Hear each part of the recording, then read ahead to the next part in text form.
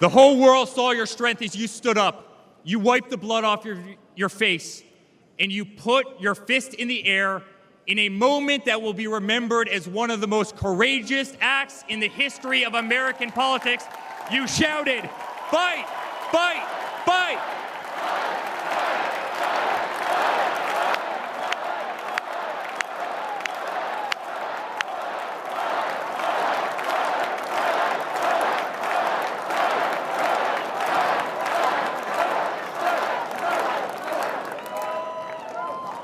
I'm honored to be your son. I'm honored to speak to our great nation tonight. You are a true leader. You epitomize strength. Our country loves you. Our country appreciates you. Our country misses you.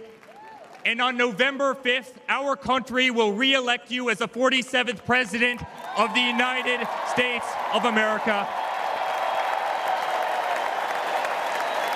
Good night, Milwaukee. God bless you all.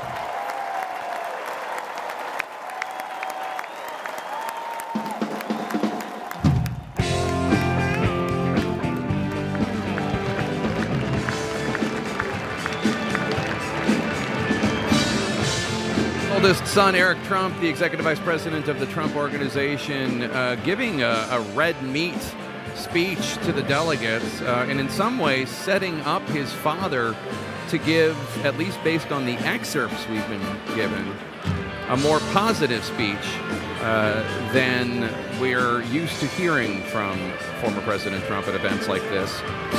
Dan Abash, we have from these excerpts, and Chris Wallace and Casey Hunter with me here too as well, Donald Trump saying that the discord and division in our society must be healed.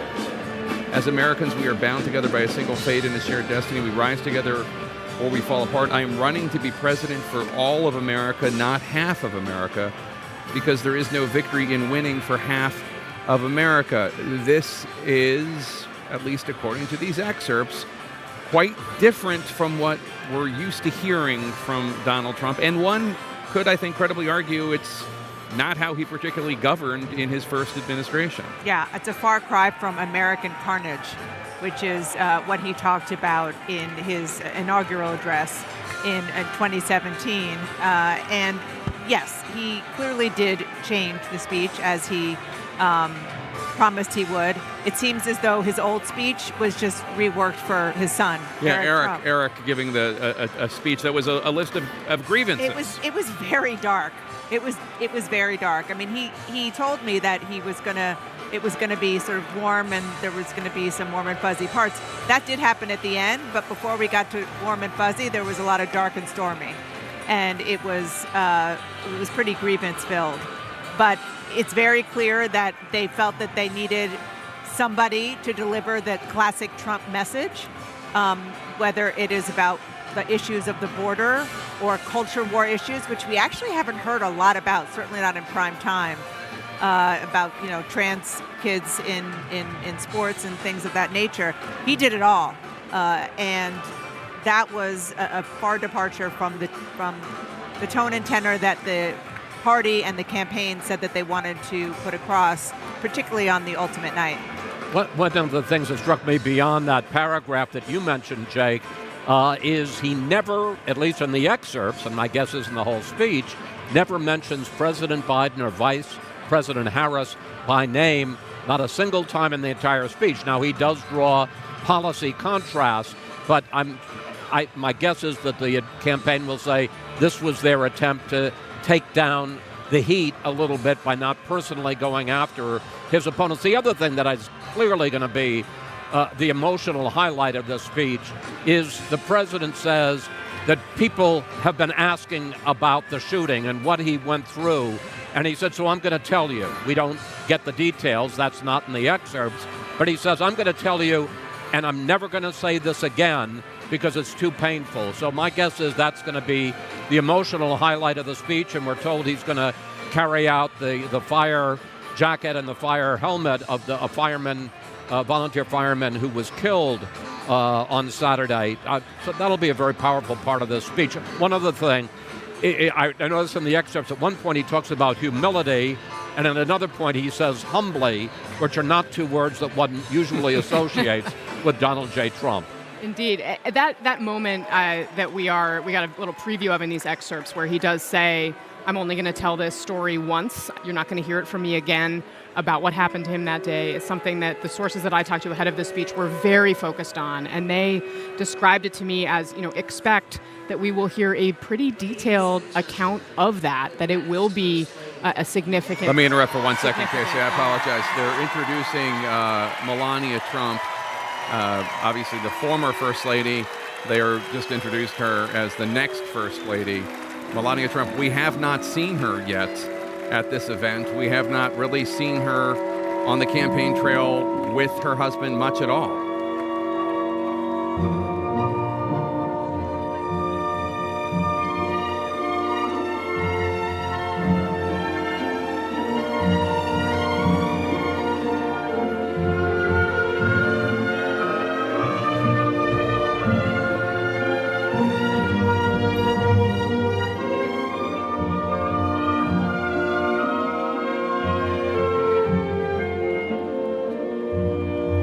Here she is.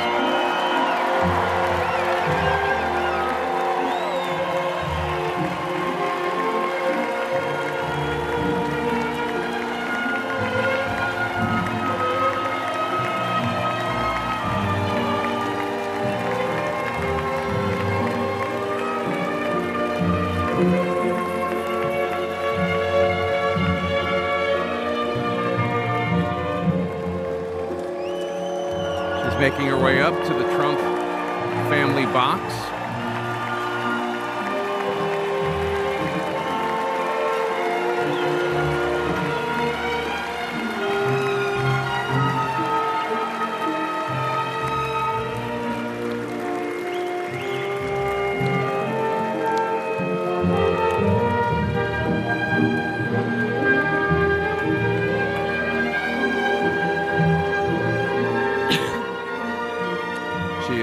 To her husband's new running mate, Senator J.D. Vance, Republican of Ohio, the vice presidential nominee.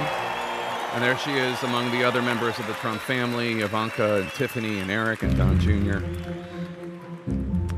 Casey, what were you saying about Melania? I'm sorry. As we were watching Melania step onto this stage, and I think sort of big picture, it also underscores, she has barely been out on the campaign trail, as we know. She has not really appeared with her husband. But Chris, just kind of picking up on what you were saying about the different tone of this speech and how it's a different moment for the former president, Donald Trump, he is winning this campaign. He is ahead. She is coming in here, getting introduced as the possible future First Lady in a situation that's entirely plausible, and he's not been in this situation before. That's absolutely true. I just want to note that we haven't seen them together still. He left that box before she got in. And It's interesting stagecraft, given the fact that we haven't seen her in a long time. She had her moment, but there was no greeting. Maybe we'll see it later on the stage with the balloon drop and everything else. Right, I was going to say that would be the moment I would be looking for. But she did issue a statement after the attempt on her husband's life, in which she said, quote, "When I watched that violent bullet strike my husband, Donald, I realized my life and Barron's life were on the brink of devastating change." And she went in to say, "A monster who recognized my husband as an inhuman political machine attempted to wring out Donald's passion, his laughter, ingenuity, love of music, and inspiration.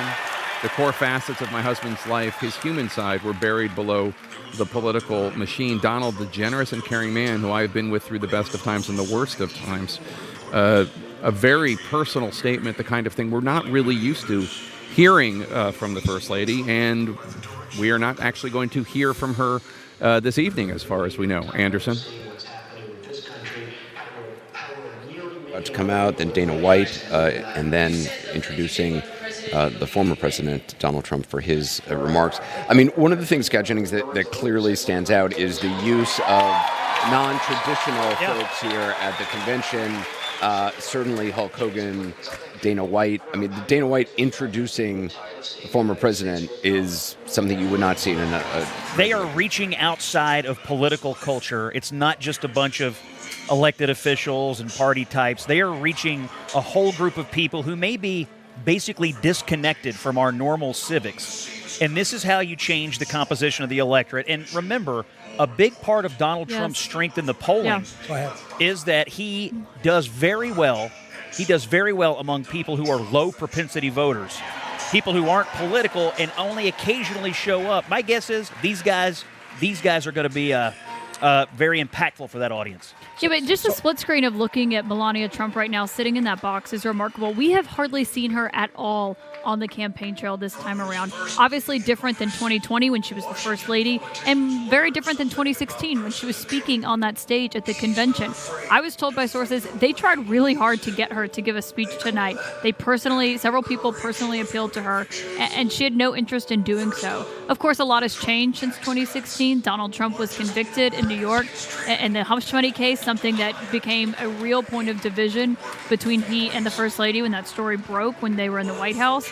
And so it is notable to see her coming out, as Melania Trump is known for doing, her own style, in her own way, coming out by herself to sit in this box. Is it clear to you what role she would have if the former I don't think it would reelected? I don't think it would look like a traditional First Lady role. I mean, it's hard to know until it actually happens and if he's reelected.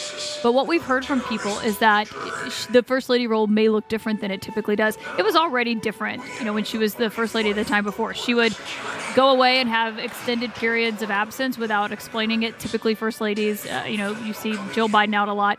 And she was just kind of someone who never felt the need to fit the mold that had existed before and kind of did her own thing with that position. And it's interesting because she used to say Barron Trump was the reason.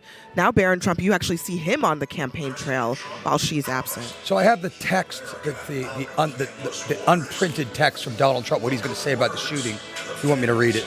Sure. So it says, this is the part that he says too painful, and then it's omitted. It says, in order to see the chart, I started to turn to my right, and I was ready to begin a further turn, which I'm lucky I didn't. When I heard a loud whizzing sound and felt something hit me really hard on my right ear. I said to myself, wow, what was that? It could only be a bullet, and moved my right hand to my ear, brought it down, and my hand was covered with blood. I immediately knew it was very serious, that we were under attack, and in one moment proceeded to drop to the ground. Bullets continued to fly as the very brave Secret Service agents rushed to the stage and pounced on top of me for protection. There was blood pouring everywhere, and yet in a certain way, I felt very safe because I had God on my side. Bullets were flying over us, and yet I felt serene. But now the Secret Service agents were putting themselves in peril, and then it all stopped. Our Secret Service sniper from a much greater distance with only one board took out the assassin. I'm not supposed to be here tonight, but I stand before you in this arena only by the grace of Almighty God.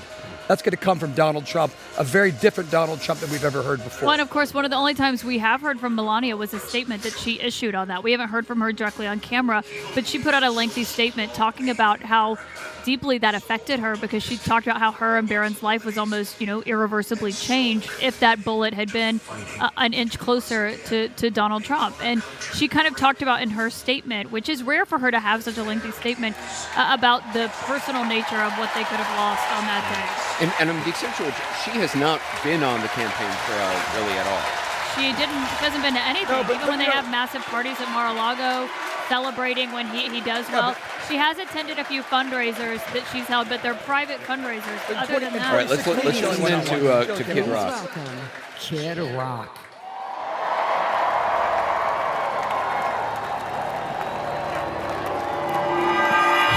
What up, America? If you're ready for President Trump to take the stage, I need everybody to stand up.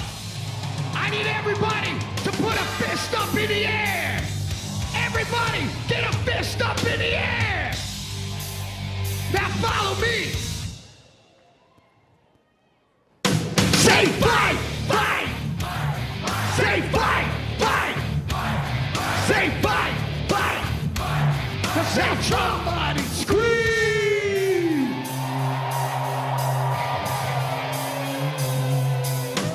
The devil without a cause.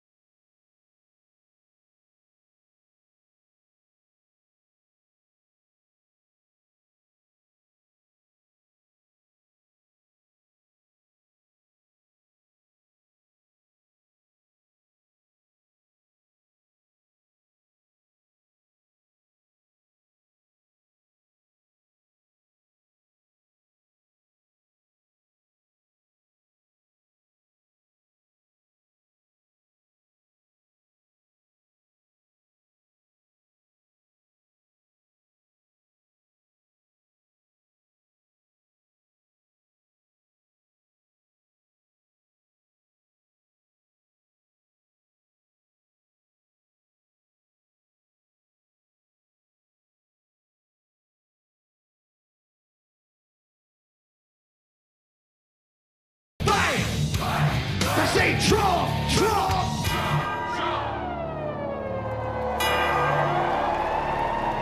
I'm an American badass. Watch me kick. You can roll with rock or you can. I'm the ultimate. I'm like Amazing Grace. I'm on rock and roll. Never rock this place. All super fly. Living double wide. Psychon McFly. The big dog can ride. Bill sack to share. Bringing flash to flare. Black and long hair swinging middle finger in the air. Snakeskin boots 65 Chevelle. See me ride and sit and hit a rebel yell. I won't live to tell. So if you do, rock for freedom and rock for truth. Who knew I'd blow like Oklahoma, Florida, Georgia, Arizona. Smell the aroma and check my hits. I know it stinks in here, cause Trump's the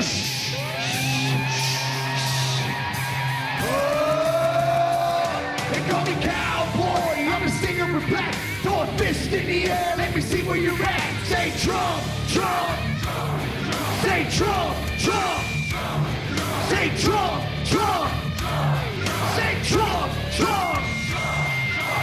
I need to hear you louder than that. One more time. I'm a cowboy, badass and black. You say Trump, Trump. From side to side, from front to back. Come on, Trump, Trump. I put Detroit City back on the map. We singing Trump, Trump. Kid Rock's in the house. This is where I'm at. Ladies and gentlemen, get ready for the most patriotic American badass on earth, President Donald J. Trump. But first, another American badass, my brother, Dana White. God bless America.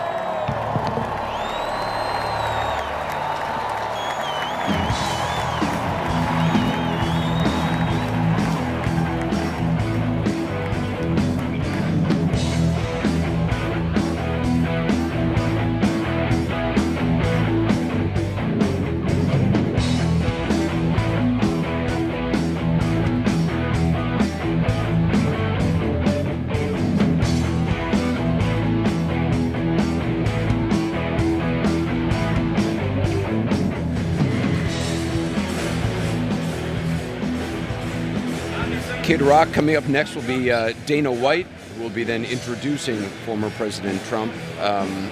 Scott? And David was talking about him earlier. We've had a chance to review a pretty good chunk of Donald Trump's speech.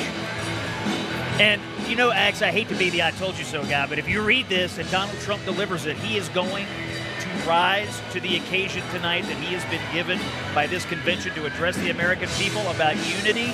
And he's not going to mention Joe Biden, and he's going to lay out something that I think is going to meet the moment if you read it, and I'm looking forward to it. Hey, I just want to say this before X.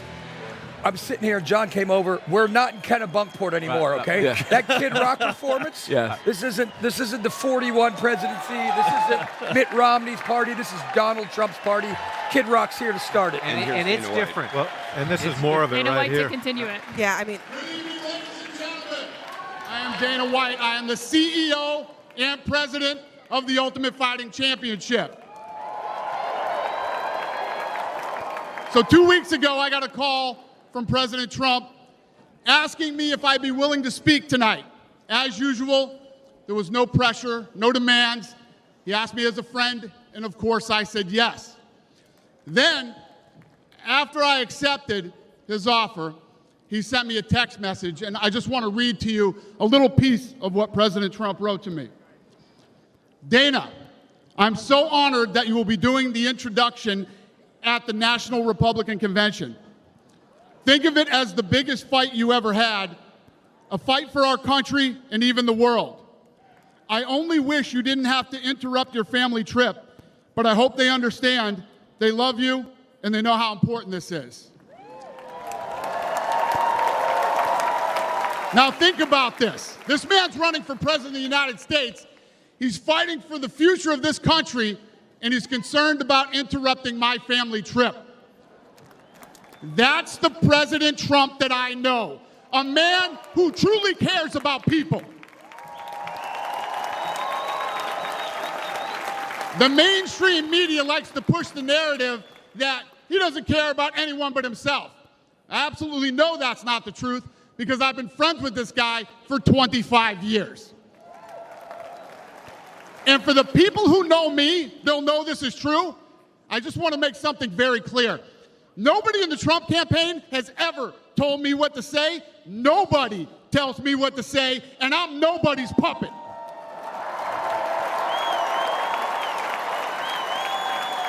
And I'm not telling you what to think. I'm telling you what I know. And I know President Trump. I know President Trump is a fighter. I've been saying this since 2015. Now look at what's happened over the last 10 years. We have all seen it with our own eyes. I'm in the tough guy business, and this man is the toughest, most resilient human being that I've ever met in my life. The higher the stakes, the harder he fights, and this guy never, ever gives up. So what's at stake here?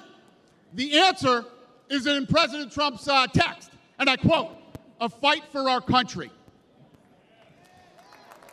I know why he's running for president again. Why else would he put himself through everything he's dealt with just to get back here? We all know he doesn't need this. This guy's got a great life. He has a beautiful family, and he has achieved everything that you could possibly achieve in life. I know President Trump is literally putting his life on the line for something bigger than himself, and he's willing to risk it all because he loves this country.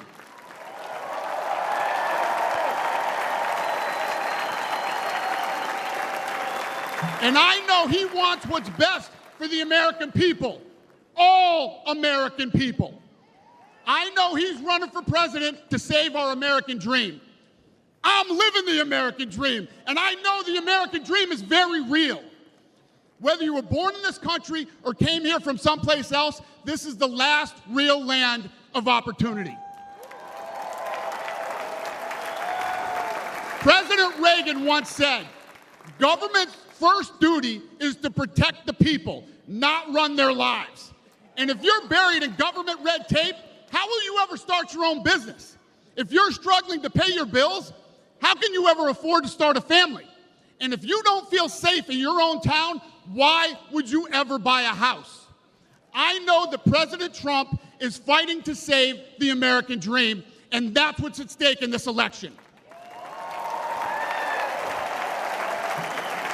We are choosing who we want to lead us in this fight. I know President Trump is a proven leader, a fearless leader, and this country was in a much better place when he was in the Oval Office. In my mind, the choice is clear. But this election, we all get to choose. I know I'm going to choose strength and security. I know I'm going to choose opportunity and prosperity. I know I'm going to choose real American leadership and a real American badass.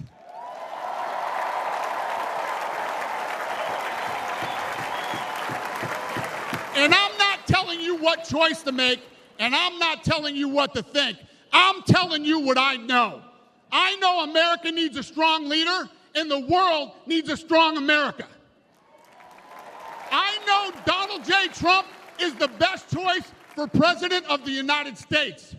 My fellow Americans, it is my honor to introduce the 45th and soon-to-be 47th President of the United States, Donald J.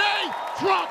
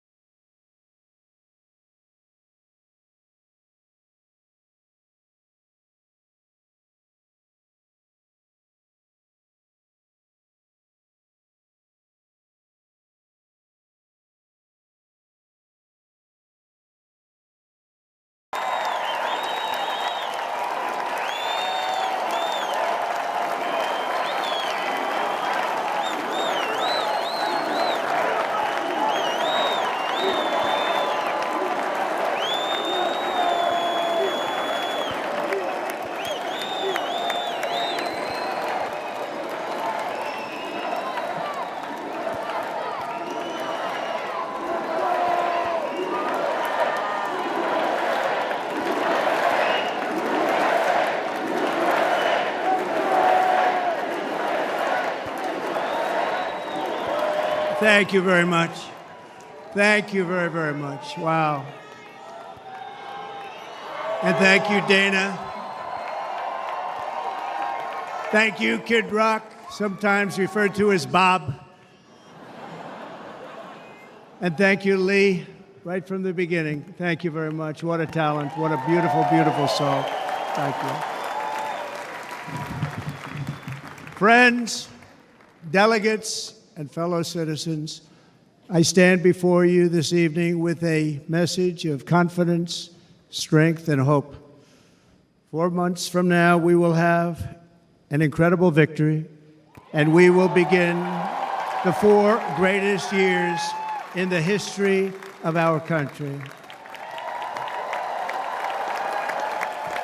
Together, we will launch a new era of safety, prosperity, and freedom for citizens of every race, religion, color, and creed.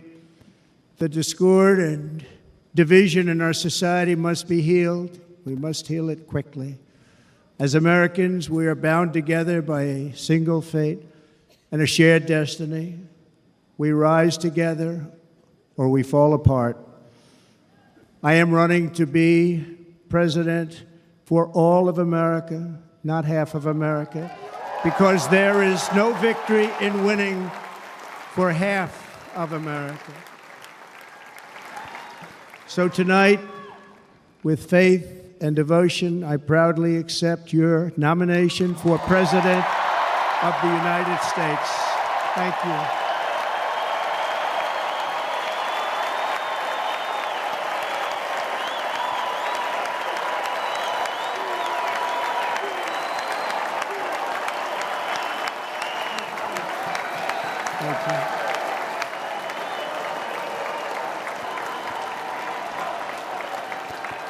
Thank you very much.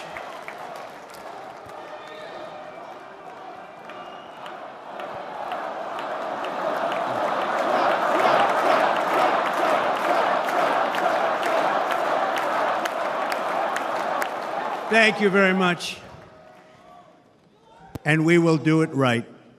We're going to do it right.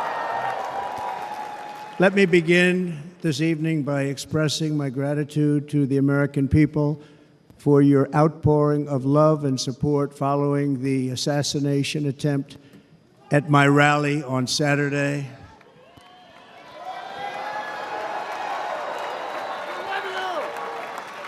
As you already know, the assassin's bullet came within a quarter of an inch of taking my life. So many people have asked me, what happened? Tell us what happened, please. And therefore, I will tell you exactly what happened, and you'll never hear it from me a second time because it's actually too painful to tell. It was a warm, beautiful day in the early evening in Butler Township in the great Commonwealth of Pennsylvania.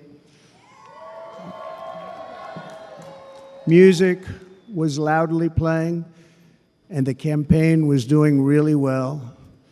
I went to the stage, and the crowd was cheering wildly. Everybody was happy. I began speaking very strongly, powerfully, and happily because I was discussing the great job my administration did on immigration at the southern border. We were very proud of it.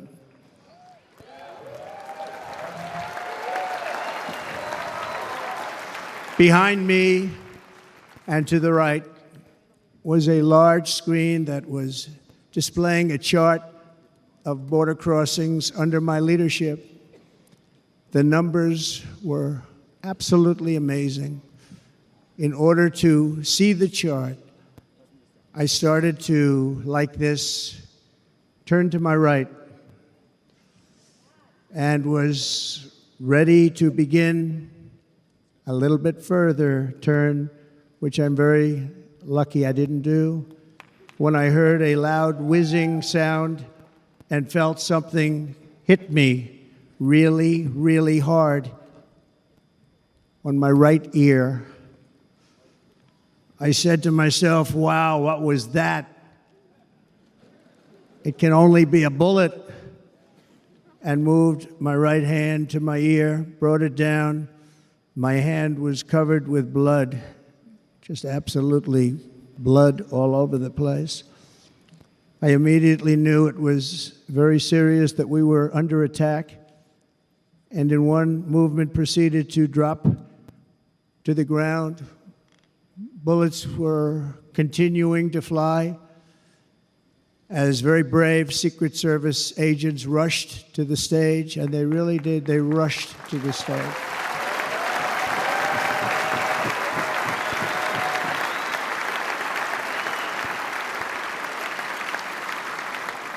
These are great people at great risk, I will tell you, and pounced on top of me so that I would be protected.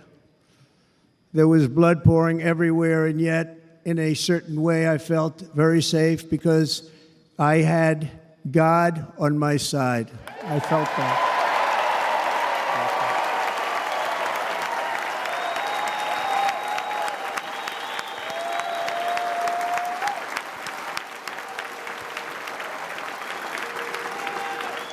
The amazing thing is that prior to the shot, if I had not moved my head at that very last instant, the assassin's bullet would have perfectly hit its mark, and I would not be here tonight. We would not be together. The most incredible aspect of what took place on that terrible evening in the fading sun was actually seen later. In almost all cases, as you probably know, and when even a single bullet is fired, just a single bullet, and we had many bullets that were being fired, crowds run for the exits or stampede, but not in this case. It's very unusual.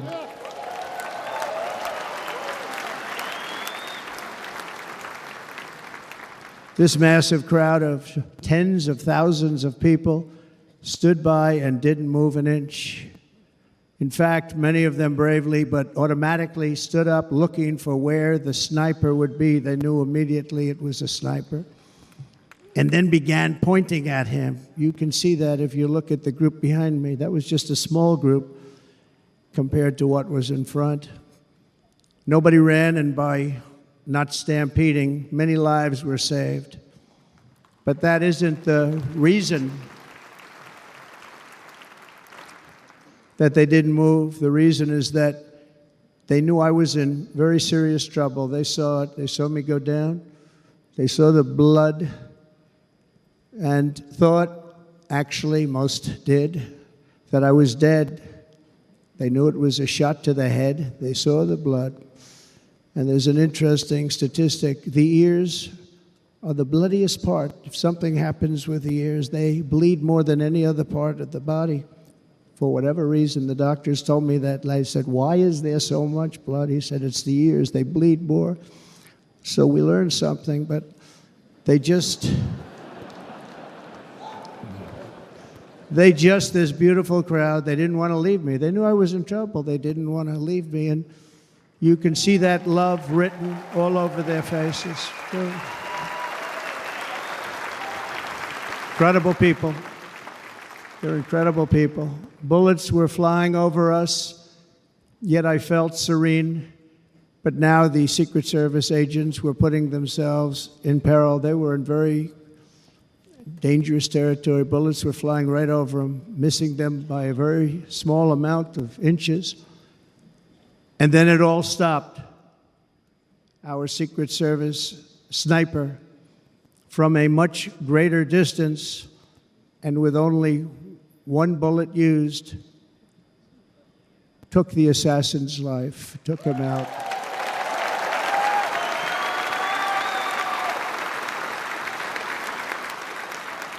I'm not supposed to be here tonight. Not supposed to be here. No.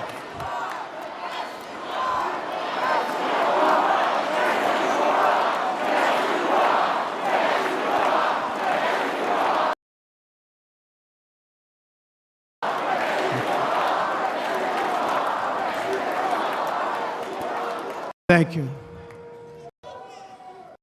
but I'm not. And I'll tell you, I stand before you in this arena only by the grace of Almighty God.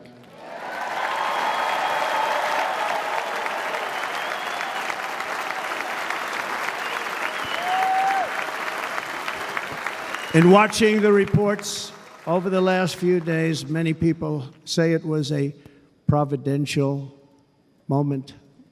Probably was. When I rose, surrounded by Secret Service, the crowd was confused because they thought I was dead, and there was great, great sorrow. I could see that on their faces as I looked out. They didn't know I was looking out. They thought it was over. But I could see it, and I wanted to do something to let them know I was okay. I raised my right arm, looked at the thousands and thousands of people that were breathlessly waiting, and started shouting, "Fight, fight, fight."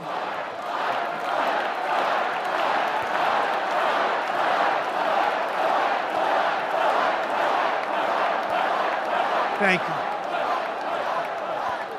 you. Once my clenched fist went up, and it was high into the air. You've all seen that. The crowd realized I was okay and roared with pride for our country like no crowd I have ever heard before. Never heard anything like it. For the rest of my life, I will be grateful for the love shown by that giant audience of patriots that stood bravely on that fateful evening in Pennsylvania. Tragically, the shooter claimed the life of one of our fellow Americans, Corey, comparator, unbelievable person, everybody tells me. Unbelievable.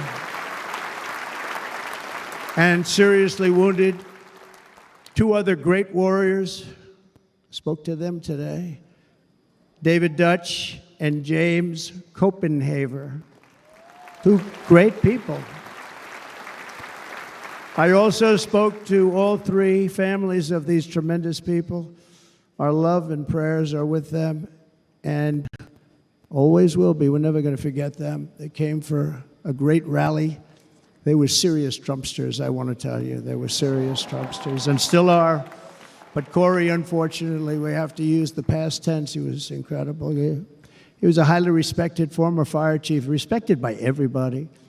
Was accompanied by his wife, Helen, incredible woman. I spoke to her today, devastated, and two precious daughters.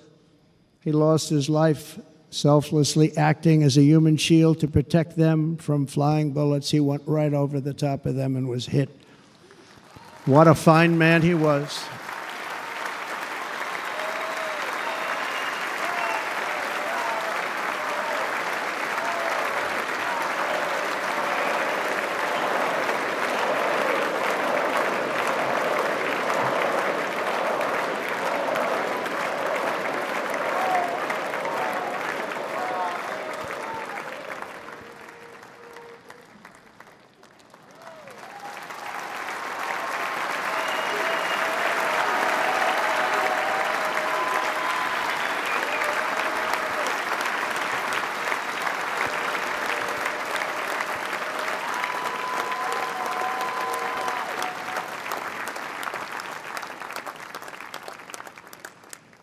I want to thank the fire department and the family for sending his helmet, his outfit, and it was just something, and they're going to do something very special when they get it. But we did something which cannot match what happened, not even close. But I am very proud to say that over the past few days, we've raised $6.3 million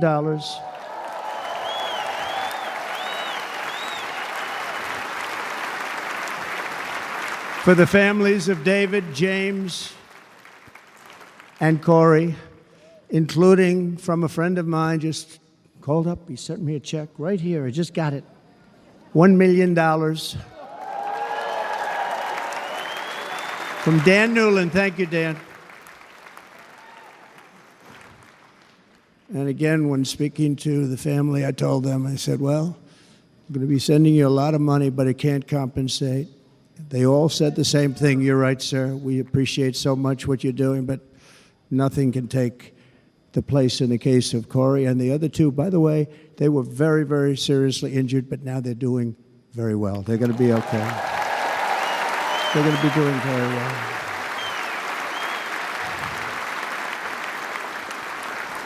They're warriors. So now I ask that we observe a moment of silence in honor of our friend Corey.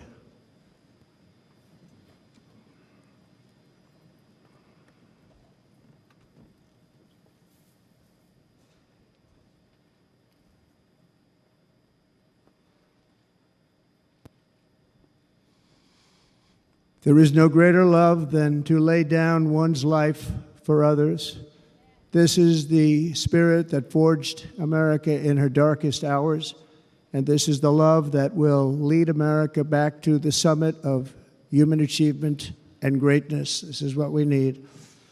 Despite such a heinous attack, we unite this evening more determined than ever. I am more determined than ever, and so are you. So is everybody in this room.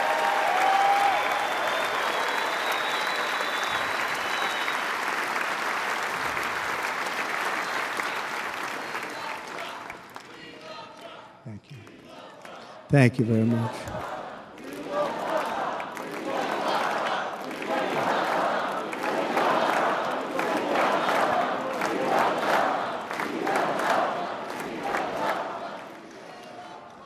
Our resolve is unbroken and our purpose is unchanged to deliver a government that serves the American people better than ever before. Nothing will stop me in this mission because our vision is righteous and our cause is pure.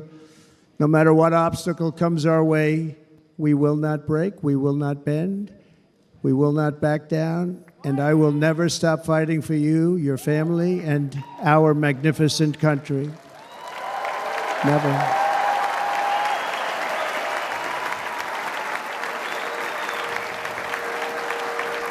And everything I have to give with all of the energy and fight in my heart and soul, I pledge to our nation tonight. Thank you very much. I pledge that to our nation.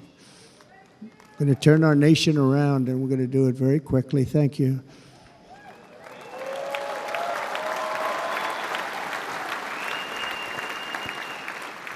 This election should be about the issues facing our country and how to make America successful, safe, free, and great again.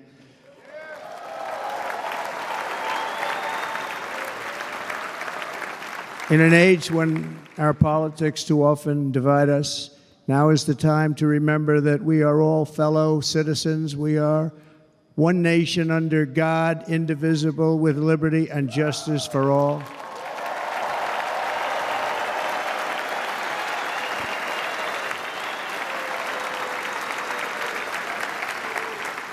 And we must not criminalize dissent or demonize political disagreement, which is what's been happening in our country lately at a level that nobody has ever seen before. In that spirit, the Democrat Party should immediately stop weaponizing the justice system and labeling their political opponent as an enemy of democracy. Especially since that is not true. In fact, I am the one saving democracy for the people of our country.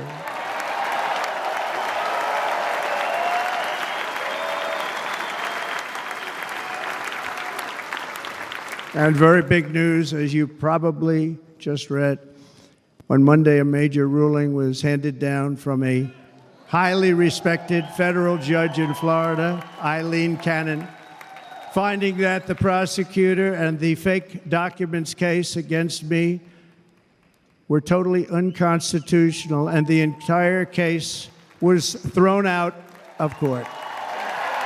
With all of that publicity, thrown out of court. If Democrats want to unify our country, They should drop these partisan witch hunts, which I have been going through for approximately 8 years. And they should do that without delay and allow an election to proceed that is worthy of our people. We're going to win it anyway, but worthy of our people. On this journey, I am deeply honored to be joined by my amazing wife, Melania.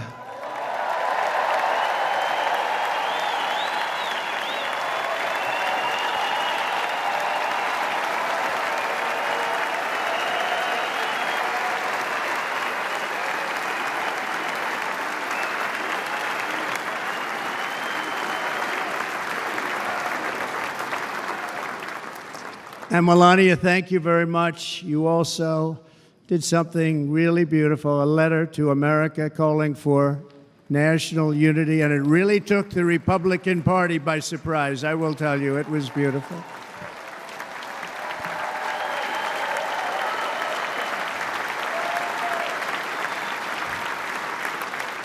fact, some very serious people said that we should take that letter and put it as part of the Republican platform. That would be an honor, wouldn't it?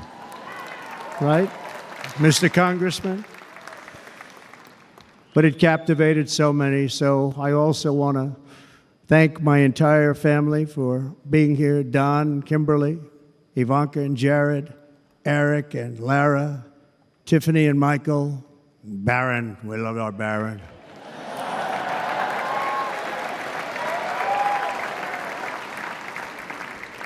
And of course, my 10 wonderful grandchildren. You saw a few of them up there on my lap before.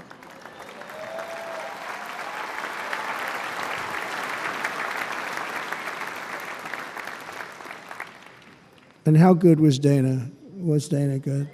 I mean, was he good? He was on probably the only vacation he's had in about, maybe ever, because he works, but about 10 years with his wife, very far away. I won't tell you where, but very, very far away, beautiful place. And my people called, and he said, I won't be able to do it. This is many, many years. I promised my wife I can't do it. And they came in, they said, Dana won't be able to do it, because he was my first, second, and third choice.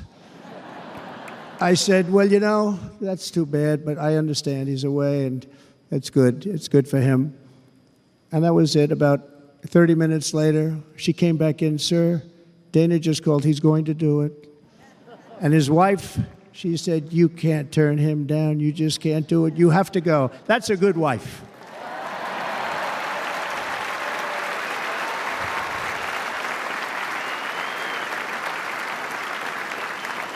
So he got on a plane. He got here a little while ago. Now he's going to get on the plane in a little while, and he's going to go back home to his wife.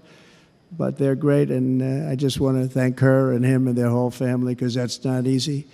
And Kid Rock, same thing. Called, he said, I want to be a part of it. I want to be a part, because, Kid does his great song, Big, Big Monster song. I had no idea. He became a friend of mine over the last 10 years. And he's amazing. Everyone loves him. I didn't even know how big he was. He has rallies, 35,000, 40,000 people he gets every time he goes out. I think he's making so much money, he doesn't know what the hell to do with it. You want to know? And then we have my other friend, and I've known him so long, and we took that song, and it was a big success, but we made that. I saw a chart of great songs to America. That was #1 on the chart recently, #1. So that's Lee Greenwood, a very special, beautiful person. He's a beautiful man. But they all wanted to be here. They called. And how about the Hulkster? How good was he? Is he up? Where is he? Boy, oh boy.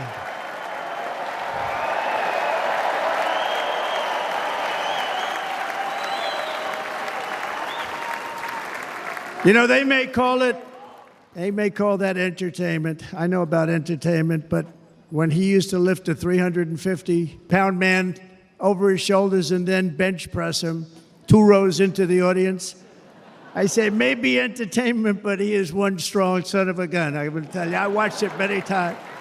There aren't a lot of entertainers that can do that, right? You were fantastic. Thank you very much. Followed by Eric. What was that all about? Boy, that was good. I didn't want to really come up here.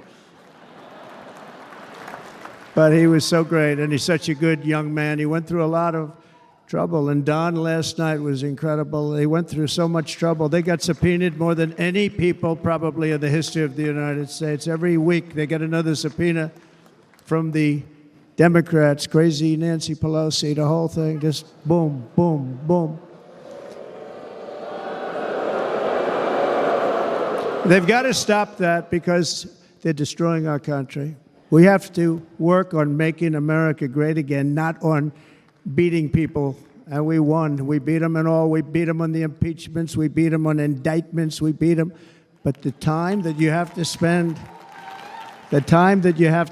if they would devote that genius to helping our country, we'd have a much stronger and better country.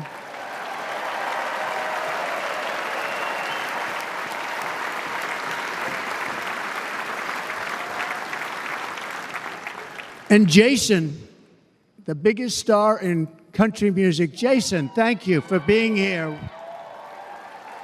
Jason, thank you very much. Jason Aldean, he's good. I like his wife even better, by the way. She's here.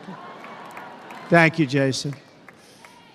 But I'm thrilled to have a new friend and partner fighting by my side. The next Vice President of the United States, the current Senator from Ohio, J.D. Vance, and his incredible wife, Usha.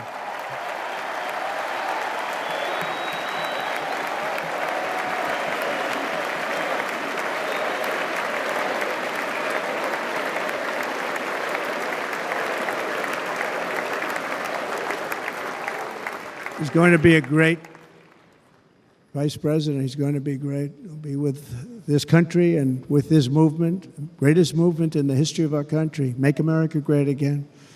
When they criticized it, they said, we're going to try and stop MAGA. I said, MAGA is Make America Great Again. What are you going to stop? There's nothing to stop. Then they say, oh, that's right. It's very tough to fight it. And all of the people that did try and fight it have failed. But he's going to be with us for a long time, and it was an honor to select him. Great, great student at Yale. His wife was a great student at Yale. They met at Yale. These are two smart people. So, J.D., you're going to be doing this for a long time. Enjoy the ride.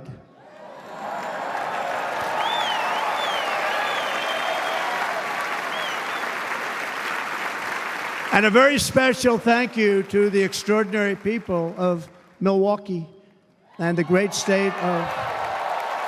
Oh, there they are. There they are. You are so easy to spot. And Green Bay's going to have a good team this year, right? They're going to have a good team. They're going to have a good team. Most of the audience doesn't like it, but it's true. You're going to have a very good team this year. And by the way, Wisconsin, we are spending over $250 million here, creating jobs and other economic development all over the place. So I hope you will remember this in November and give us your vote. I am trying to buy your vote. I'll be honest about that.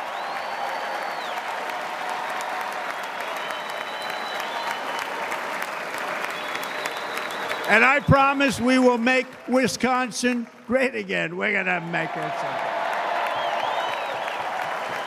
Thank you, Mr. Governor. Thank you very much. Thank you. I'm here tonight to lay out a vision for the whole nation, to every citizen, whether you're a young or old man or woman, Democrat, Republican, or independent, black or white, Asian or Hispanic. I extend to you a hand of loyalty and of friendship.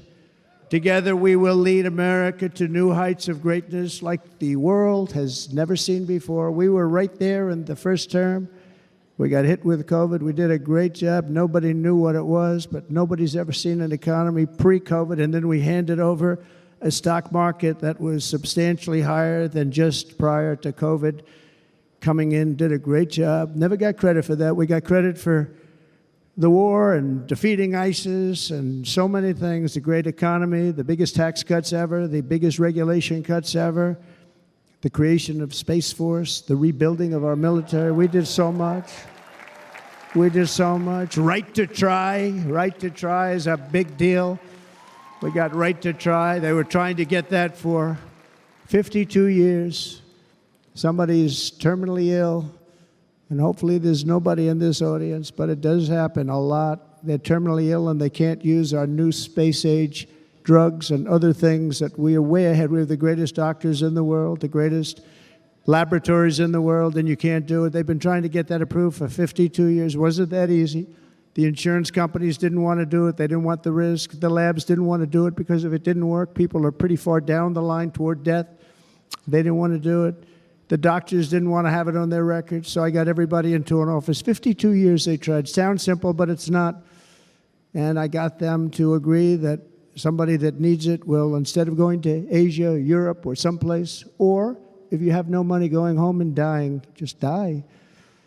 We got them to sign an agreement, agree to it, where they're not going to sue anybody. They're going to get all of this stuff. They're going to get it really fast. And what's happened is we're saving thousands and thousands of lives. It's incredible. Right to try. It's a great feeling. Under our leadership, the United States will be respected again. No nation will question our power. No enemy will doubt our might. Our borders will be totally secure. Our economy will soar. We will return law and order to our streets, patriotism to our schools, and importantly, we will restore peace, stability, and harmony all throughout the world. But to achieve this future, we must first rescue our nation from failed and even incompetent leadership. We have totally incompetent leadership. This will be the most important election in the history of our country. Under the current administration, we are indeed a nation in decline. We have an inflation crisis that is making life unaffordable, ravaging the incomes of working and low-income families, and crushing, just simply crushing our people like never before. They've never seen anything like it.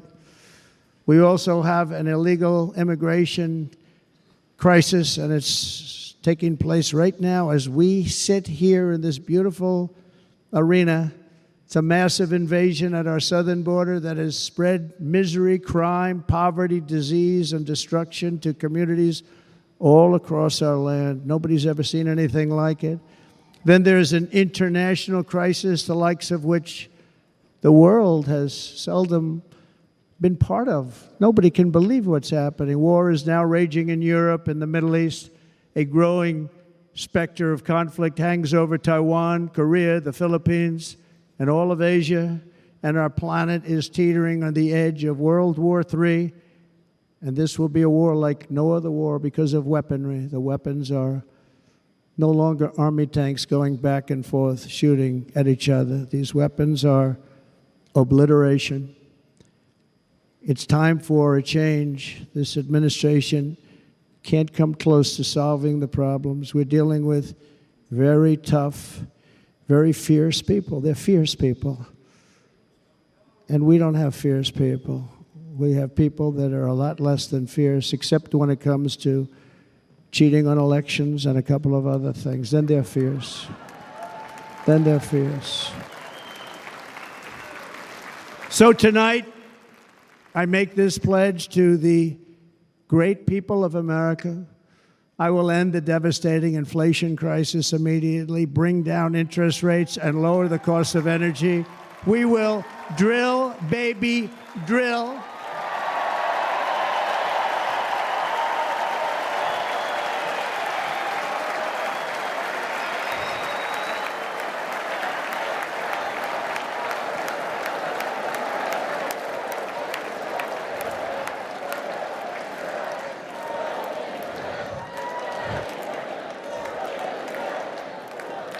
Can you believe what they're doing?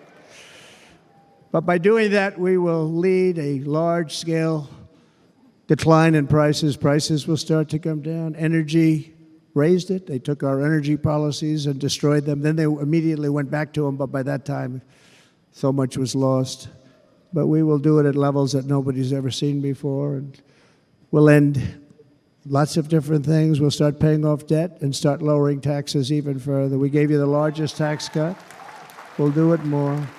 You know, people don't realize I brought taxes way down, way down, and yet we took in more revenues the following year than we did when the tax rate was much higher. Most people said, how did you do that? Because it was incentive. Everybody was coming to the country. They were bringing back billions and billions of dollars into our country. The companies made it impossible to bring it back. The tax rate was too high, and the legal complications were far too great.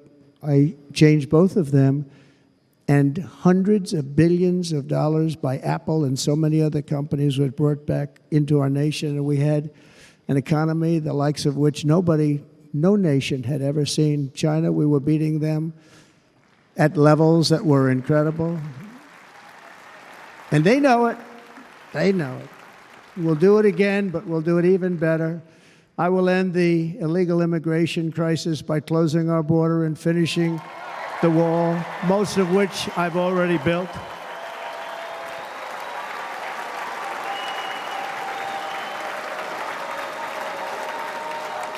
On the wall, we were dealing with a very difficult Congress. And I said, oh, that's okay. We won't go to Congress. I call it an invasion. We gave our military almost $800 billion. I said, I'm going to take a little of that money because this is an invasion. And we built, most of the wall is already built. And we built it through using the funds because what's better than that? We have to stop the invasion into our country that's killing hundreds of thousands of people a year. We're not going to let that happen. I will end every single international crisis that the current administration has created, including the horrible war with Russia and Ukraine, which would have never happened if I was president, and the war caused by the attack on Israel, which would have never happened if I was president. Iran was broke. Iran had no money. Now Iran has $250 billion. They made it all over the last 2.5 years. They were broke. I watched the other day on a show called Deface the Nation. Has anyone seen it? And they had a congressman who was a Democrat say, well, whether you like him or not, Iran was broke dealing with Trump. I told China and other countries, if you buy from Iran, we will not let you do any business in this country, and we will put tariffs on every product you do send in of 100% or more. And they said to me, well, I think that's about it. They weren't going to buy any oil. And they were ready to make a deal. Iran was going to make a deal with us. And then we had that horrible, horrible result that we'll never let happen again. The election result, we're never going to let that happen again. They used COVID to cheat. We're never going to let it happen again. And they took off all the sanctions, and they did everything possible for Iran.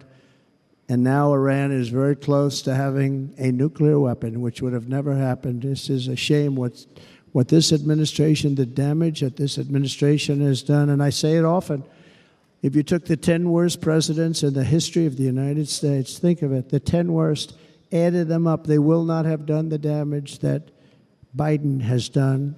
Only going to use the term once. Biden. I'm not going to use the name anymore, just one time.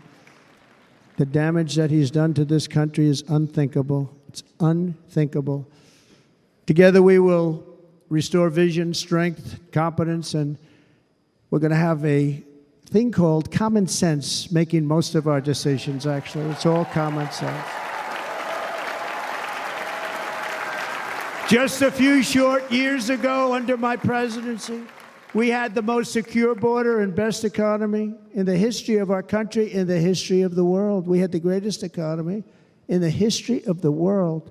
We had never done anything like it. We were beating every country, including China, by leaps and bounds. Nobody had seen anything like it. We had no inflation, soaring incomes were going. Nobody can believe it. You can't believe what happened 4 years ago is happening now in reverse. And the world was at peace. Inflation has been a killer for our country. No matter what you make it doesn't matter because inflation is eating you alive. People that were putting away money, they were making great wages, the highest they've ever made, but they were putting away a lot of money. Now they are just being destroyed. They're not putting away anything. They're barely living. They're going into savings accounts.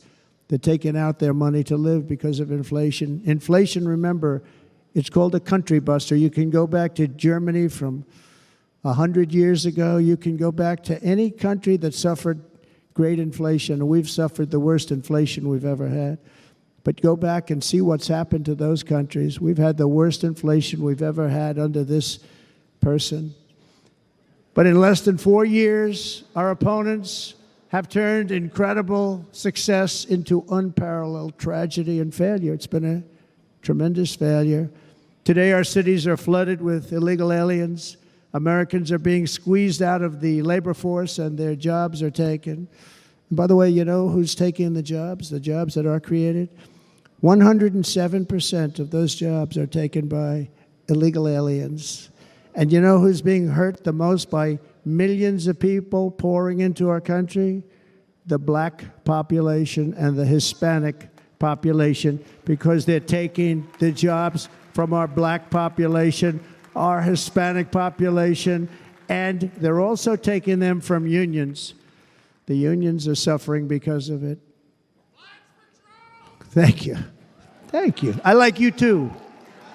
Thank you very much. Inflation has wiped out the life savings of our citizens and forced the middle class into a state of depression and despair. That's what it is. It's despair and depression. We cannot and will not let this continue. Less than 4 years ago, we were a great nation, and we will soon be a great nation again. We're going to be a great nation again.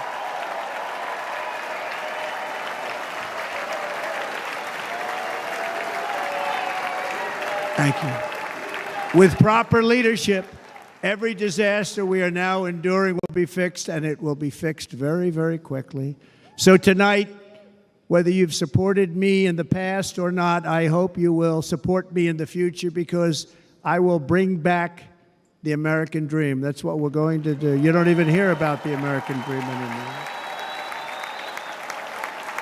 With great humility, I am asking you to be excited about the future of our country. Be excited. Be excited.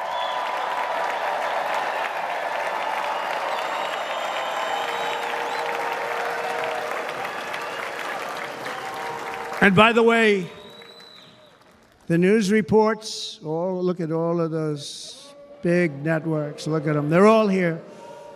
But every one of them has said this could be the most organized, best run, and most enthusiastic convention of either party that they've ever seen. Every single one.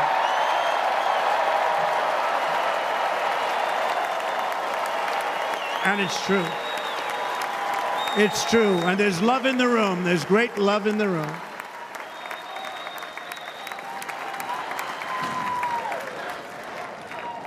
So I better finish strong. Otherwise, we'll blow it, and we can't let that happen. Now, this was great. All of the great people that spoke, and everybody hit a home run. I mean, there's not one that I can think of where I said, oh, gee, that wasn't great. Every single person. I refuse to be the only one. Don't do that to me. They're already getting ready. See, I gave them an idea. Now, this was a great convention. This was, I think we're actually going to go home and miss it. You know, usually with a first of all, look at these crowds. You'd never have this at a convention. Look at these crowds.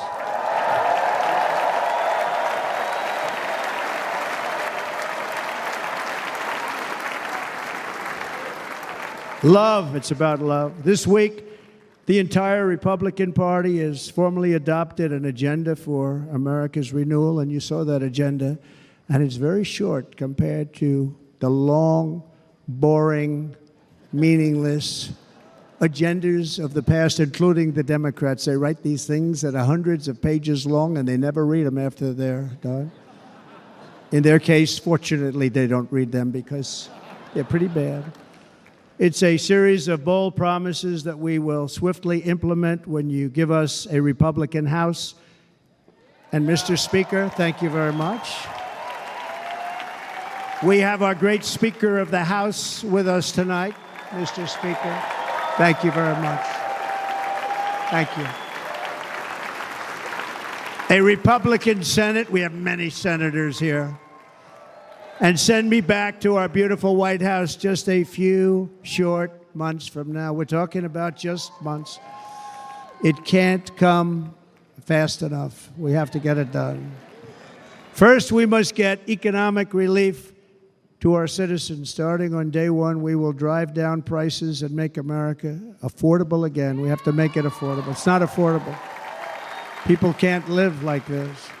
Under this administration, our current administration, groceries are up 57%, gasoline is up 60 and 70%, mortgage rates have quadrupled. And the fact is, it doesn't matter what they are because you can't get the money anyway. You can't buy houses. Young people can't get any financing to buy a house. The total household costs have increased an average of $28,000 per family under this administration. Republicans have a plan to bring down prices and bring them down very, very rapidly. By slashing energy costs, we will in turn reduce the cost of transportation, manufacturing, and all household goods. So much starts with energy. And remember, we have more liquid gold under our feet than any other country by far. We are a nation that has the opportunity to make an absolute fortune with its energy. We have it, and China doesn't.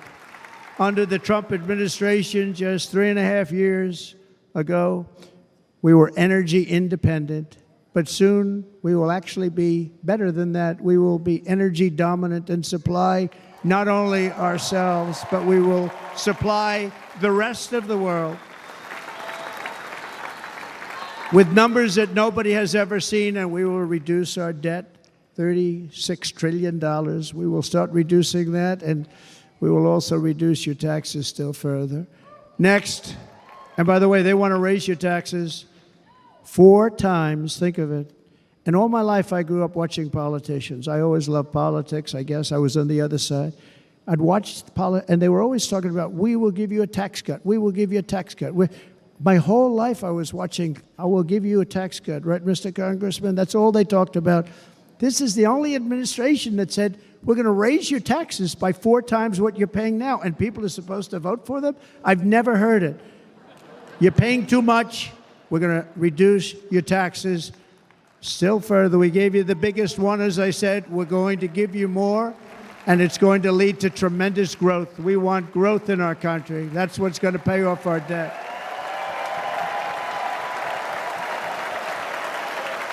And next, we will end the ridiculous and actually incredible waste of taxpayer dollars that is fueling the inflation crisis. They spent trillions of dollars on things having to do with the Green New Scam. It's a scam.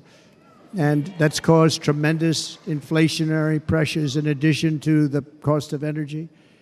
And all of the trillions of dollars that are sitting there not yet spent, we will redirect that money for important projects like roads, bridges, dams, and we will not allow it to be spent on meaningless Green New Scam ideas.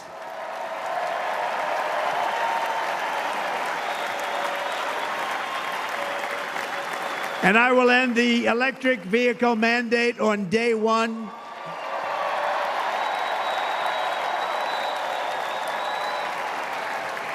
Thereby saving the U.S. auto industry from complete obliteration, which is happening right now, and saving U.S. customers thousands and thousands of dollars per car. And right now, as we speak, large factories just started are being built across the border in Mexico. So with all the other things happening on our border, and they're being built by China to make cars and to sell them into our country. No tax, no anything. The United Auto Workers ought to be ashamed for allowing this to happen. And the leader of the United Auto Workers should be fired immediately. And every single auto worker, union and non-union, should be voting for Donald Trump because we're going to bring back car manufacturing and we're going to bring it back fast.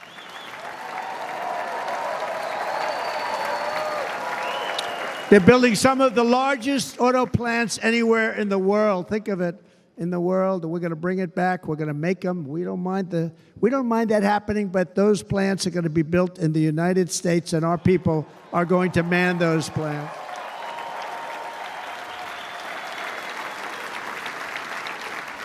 And if they don't agree with us, we'll put a tariff of approximately 100 to 200% on each car, and they will be unsellable in the United States.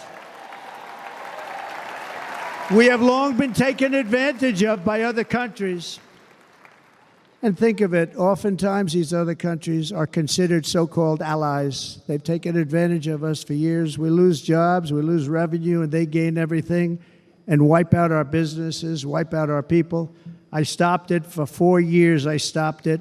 And we're really ready to make changes like nobody had seen before. And remember, USMCA, I got rid of NAFTA, the worst trade deal ever made, and replaced it with USMCA, which is, they say, the best trade deal ever made. Actually, probably the best trade deal was the deal I made with China, where they buy $50 billion worth of our product. They were buying nothing.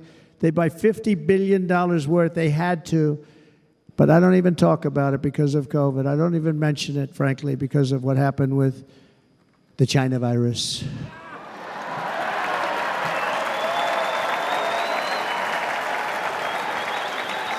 We will not let countries come in, take our jobs, and plunder our nation. They come and do that. They plunder our nation. The way they will sell their product in America is to build it in America. Very simple. Build it in America and only in America.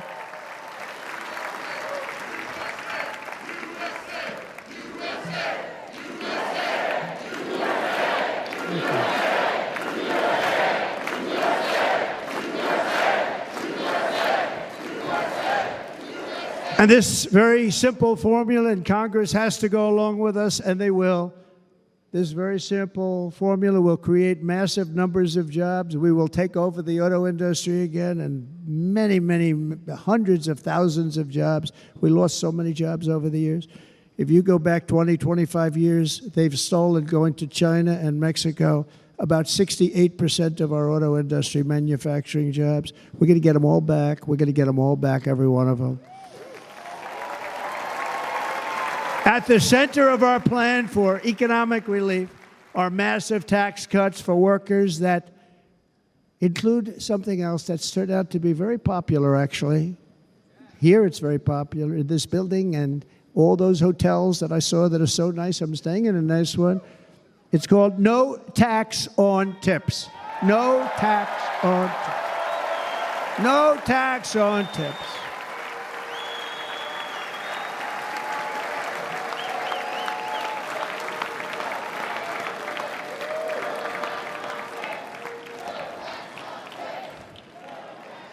I got that by having dinner recently in Nevada, where we're leading by about 14 points. Hello. I'll see you there very soon, everybody.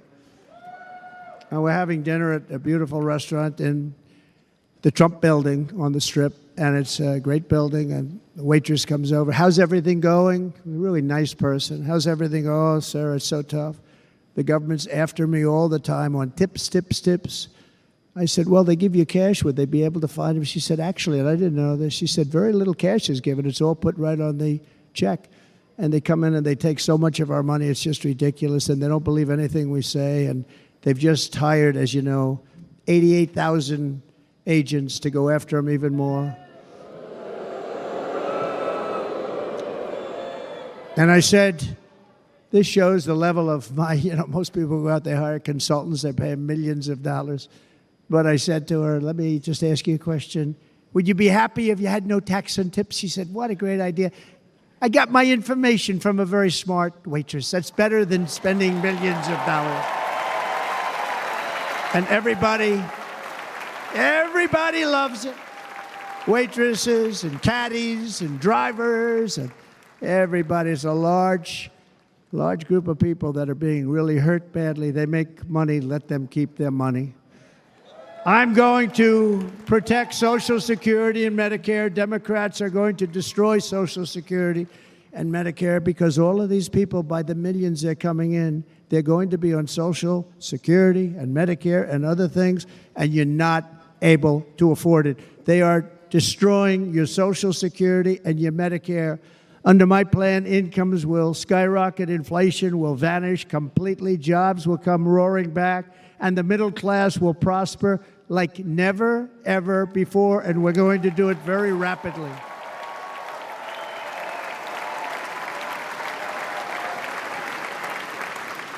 But no hope or dream we have for America can succeed unless we stop the illegal immigrant invasion, the worst that's ever been seen anywhere in the world. There's never been an invasion like this anywhere. Third world countries would fight with sticks and stones not to let this happen. The invasion at our southern border, we will stop it, and we will stop it quickly. You heard Tom Homan yesterday. Tom Homan, put him in charge and just sit back and watch.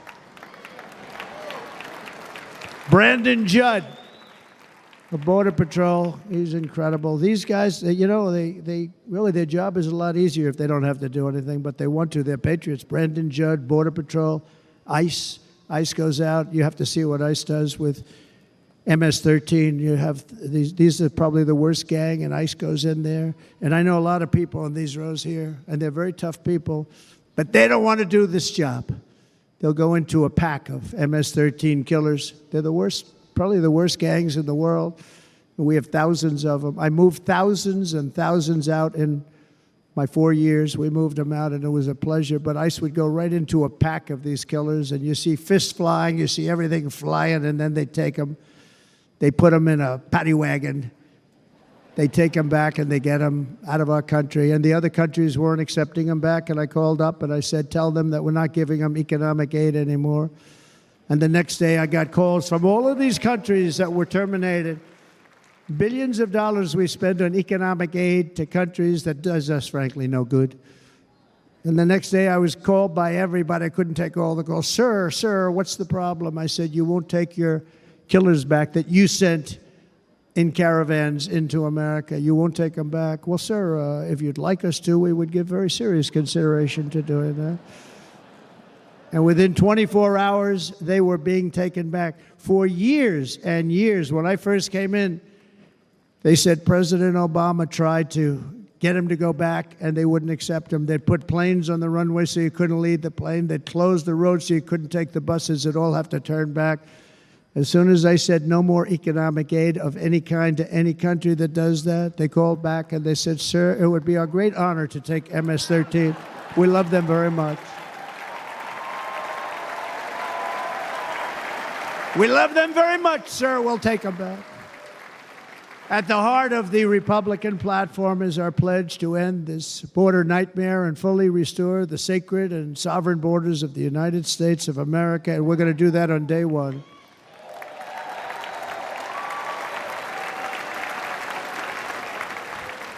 That means two things on day one, right?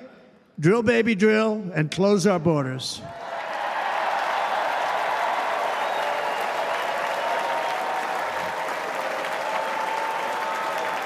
And by the way, and I think everybody as a Republican, as a patriot in this room, and most Democrats, we want people to come into our country, but they have to come into our country legally. Legally. Less than 4 years ago, I handed this administration the strongest border in American history. But you can see on the chart that saved my life, that was the chart that saved my life. I said, look it, I'm so proud of it. I think it's one of the greatest, it was done by the Border Patrol, one of the greatest charts I've ever seen. It showed everything just like that. You know the chart. Oh, there it is. That's pretty good. Wow. Last time I put up that chart, I never really got to look at it. But without that chart, I would not be here today.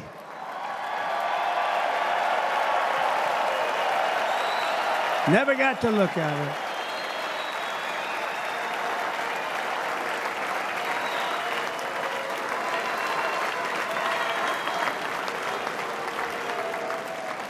I said, you got to see this chart. I was so proud of it. And by the time I got to there, I never got to see it that day. But I'm seeing it now, and I was very proud. If you look at the arrow in the bottom, that's the lowest level, the one on the bottom, heavy red arrow. That's the lowest level of illegal immigrants ever to come into our country in recorded history, right there. Right there. And that was my last week in office. And then you see what happened after I left. Look at the rest. And if you go out a little bit further, it's getting to be a little bit old, but I love it anyway, right? But you can go much higher with those numbers. Look what happened right after that.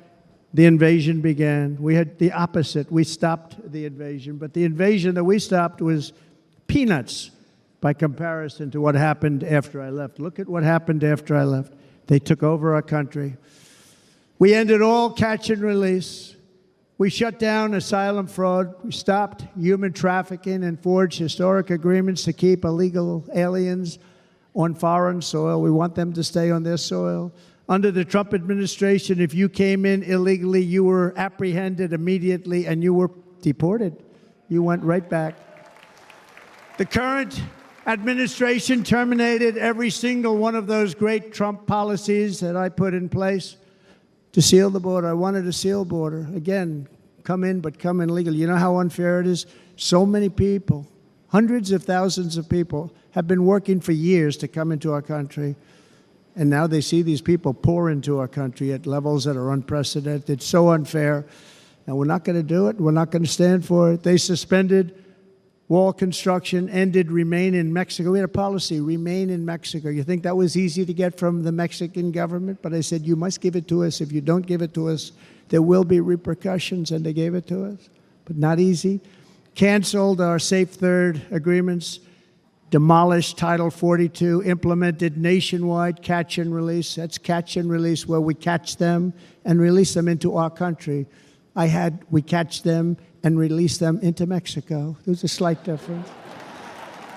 And took 93, this is the previous administration, 93 executive actions to throw open our border to the world. The entire world is pouring into our country because of this very foolish administration. The greatest invasion in history is taking place right here in our country. They are coming in from every corner of the earth, not just from South America, but from Africa, Asia, the Middle East. They're coming from everywhere. They're coming at levels that we've never seen before. It is an invasion indeed, and this administration does absolutely nothing to stop them. They're coming from prisons. They're coming from jails. They're coming from mental institutions and insane asylums. You know, the press is always on me because I say this. Has anyone seen Silence of the Lambs? The late, great Hannibal Lecter. He'd love to have you for dinner. That's insane asylums. They're emptying out their insane asylums. And terrorists are coming in at numbers that we've never seen before. Bad things are going to happen. Meanwhile, our crime rate is going up, while crime statistics all over the world are going down, because they're taking their criminals and they're putting them into our country. A certain country, and I happen to like the president of that country very much, but he's been getting great publicity because he's a wonderful shepherd of the country. He says how well the country's doing because their crime rate is down. And he said he's training all of these rough people. They're rough.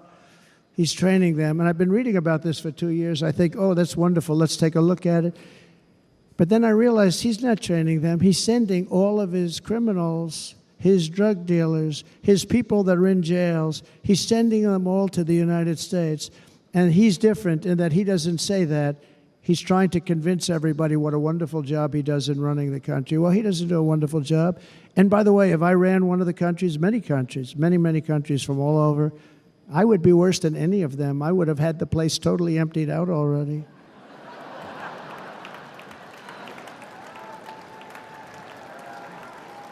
But we become a dumping ground for the rest of the world, which is laughing at us. They think we're stupid. And they can't believe that they're getting away with what they're getting away with, but they're not going to be getting away with it for long. That's what I can tell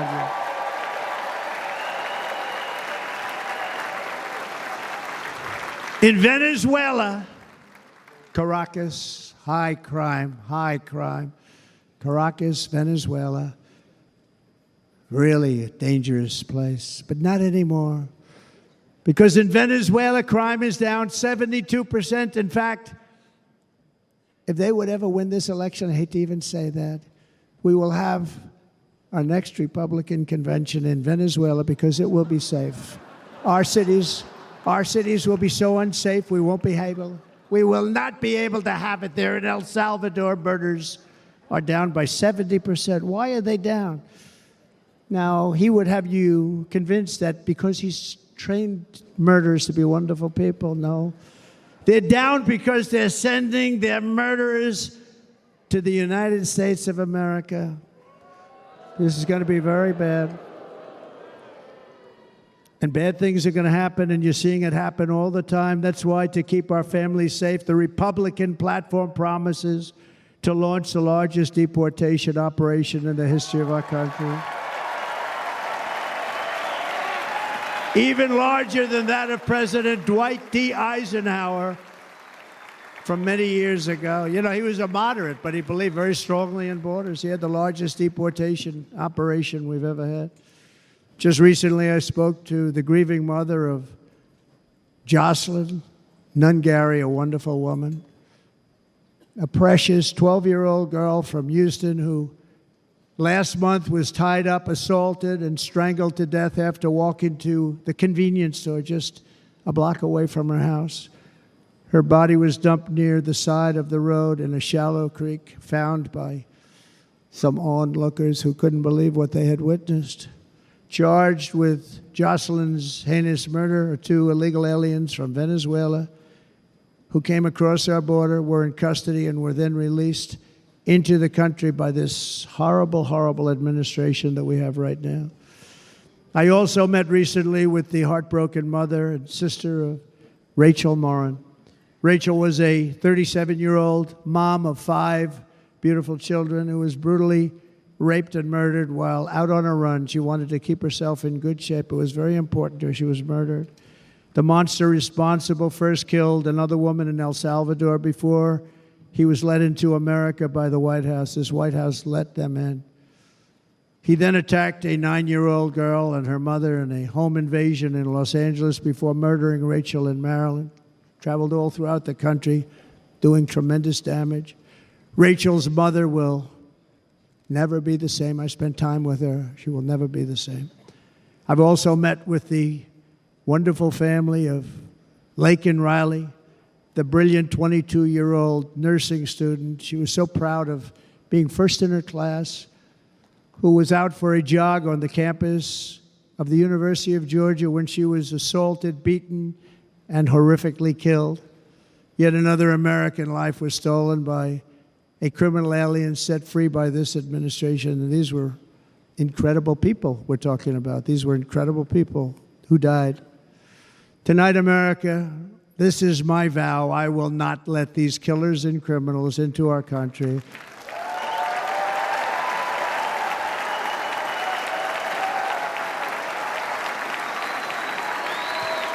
I will keep our sons and daughters safe.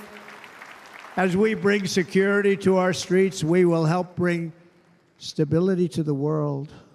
I was the first president in modern times to start no new wars. You know, we were the toughest, we were the most respected. And you saw this. Hungry, strong country, run by a very powerful, tough leader. He's a tough guy. Press doesn't like him because he's tough. And he came out recently. They were asking him at an interview, the whole world is exploding. What's happening? What's going on? Viktor Orban, Prime Minister of Hungary, very tough man. He said, I don't want people coming into my country and blowing up our shopping centers and killing people. But they said to him, tell us what's going wrong, what's happening, what is it? He said, there's only one way you're going to solve it. You got to bring President Trump back to the United States because he kept everybody at bay. True. He used a word I wouldn't use because I can't use that word, because you'd say it was braggadocious. The press would say he was a braggart. I'm not a braggart. But Viktor Orban said it. He said Russia was afraid of him. China was afraid of him. Everybody was afraid of him. Nothing was going to happen. The whole world was at peace. And now the world is blowing up around us. All of these things that you read about were not going to happen. Under President Bush, Russia invaded Georgia. Under President Obama, Russia took Crimea. Under the current administration, Russia is after all of Ukraine. Under President Trump, Russia took nothing.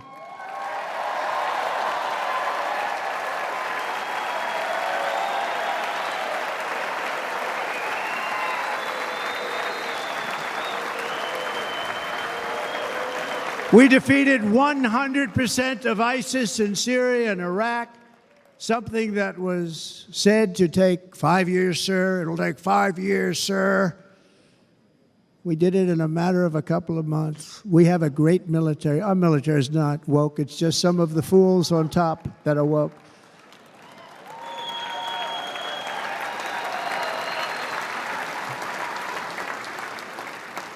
I got along very well. North Korea, Kim Jong-un, I got along very well with him. The press hated when I said that. How could you get along with him? Well, you know, it's nice to get along with somebody who has a lot of nuclear weapons or otherwise, isn't it? See, in the old days, they'd say, that's a wonderful thing. Now they say, how could you possibly do that? But no, I got along with him, and we stopped the missile launches from North Korea. Now North Korea is acting up again, but when we get back, I get along with him. He'd like to see me back, too. I think he misses me, if you want to know the truth. Our opponents inherited a world at peace and turned it into a planet of war. We're in a planet of war.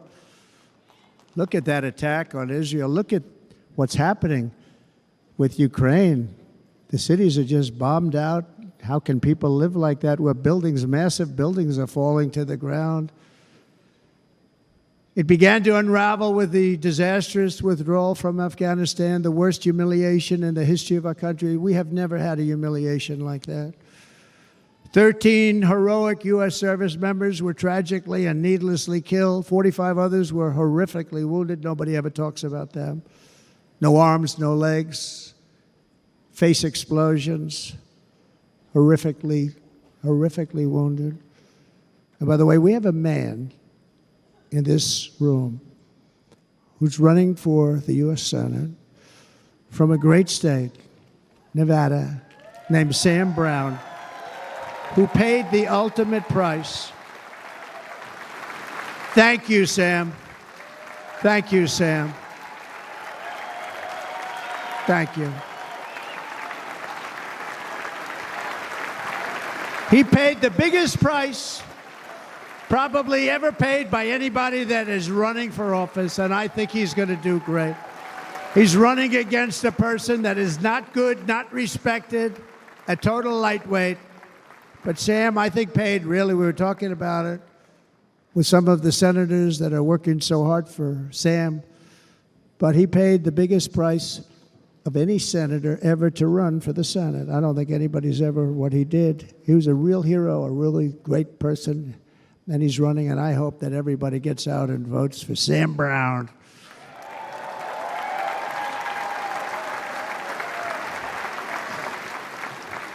And we also left behind $85 billion worth of military equipment, along with many American citizens were left behind.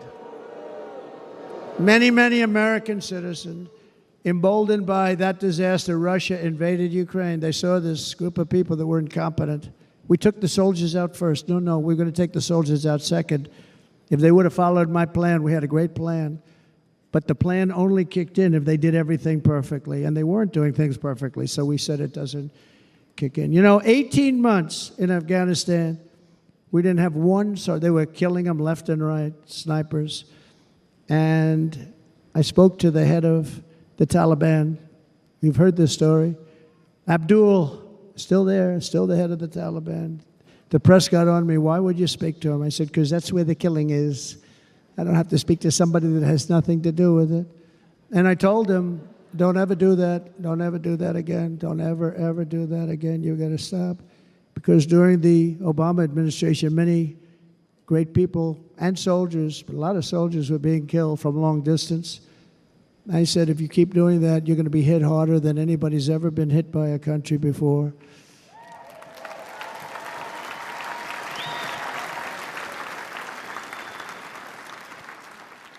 And he said, I understand, Your Excellency. He called me Your Excellency. I wonder if he calls the other guy Your Excellency. I doubt it. The other guy gave him everything. I mean, what kind of a deal was that? He walked out, gave him everything. Do you know that right now Afghanistan is one of the largest sellers of weapons in the world?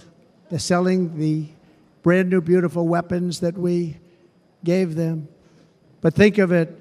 He actually said to me, but why do you show me a picture of my home? I said, you'll have to ask your people or one of your wives. But he could figure it out. And for 18 months, we had not one attack on an American soldier by the Taliban. 18 months.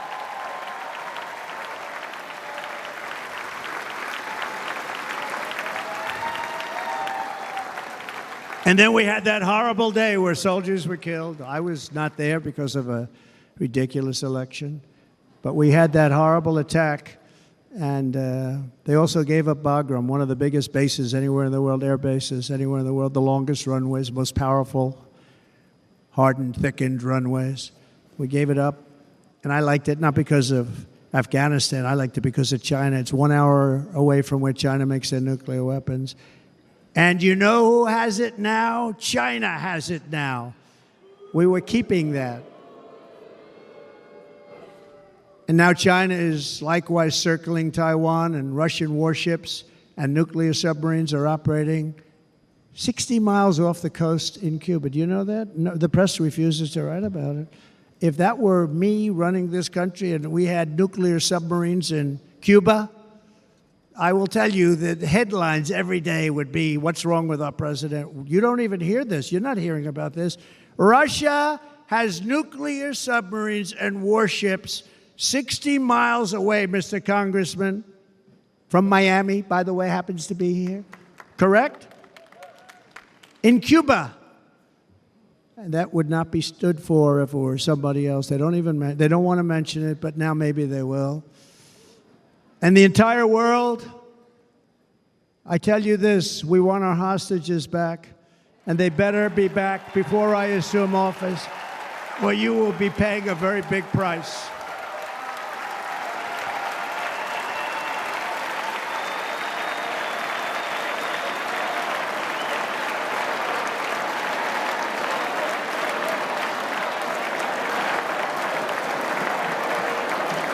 With our victory in November, the years of war, weakness, and chaos will be over. I don't have wars. I had no wars other than ISIS, which I defeated, but that was a war that was started. We had no wars. I could stop wars with a telephone call.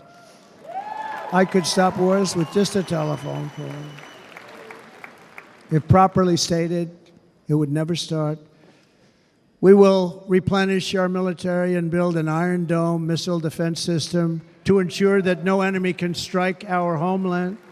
And this great Iron Dome will be built entirely in the USA. We're going to build it in the USA. And Wisconsin, just like I gave you that massive ship contract, and you're doing a very nice job, Governor, right? Thank you, Governor. And they're doing a great job. In fact, I had a little design change, and we gave them a tremendous for essentially what we used to call destroyers. These are now the most beautiful. They look like yachts. I said, we have to take the bow, and we have to make it a little nicer and a little point at the top instead of a flat nose.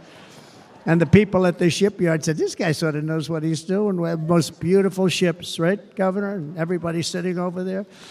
And it was a big contract that everybody wanted. I gave it to Wisconsin, but we're going to have a lot of that built right here in the state of Wisconsin and all other states.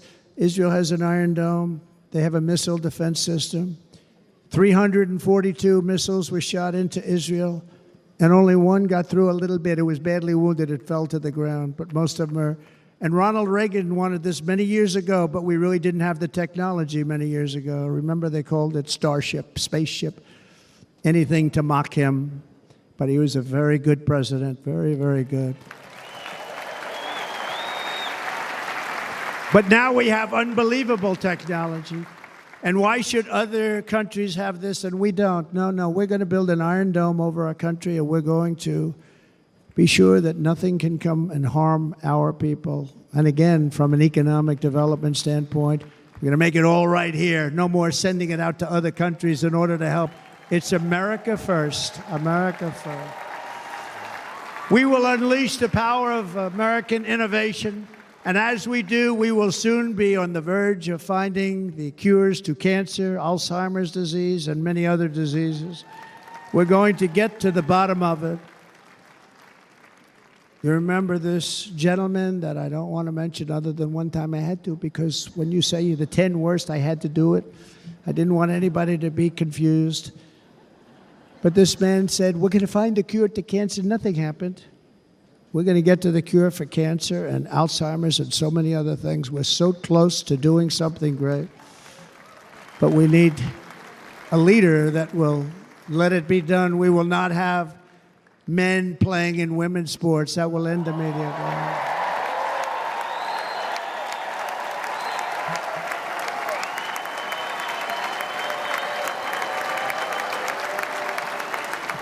And we will restore and renovate our nation's once great cities, making them safe, clean, and beautiful again.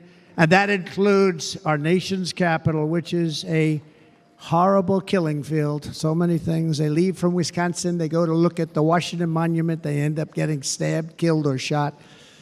We will be very soon very proud of our capital, again, Washington, D.C.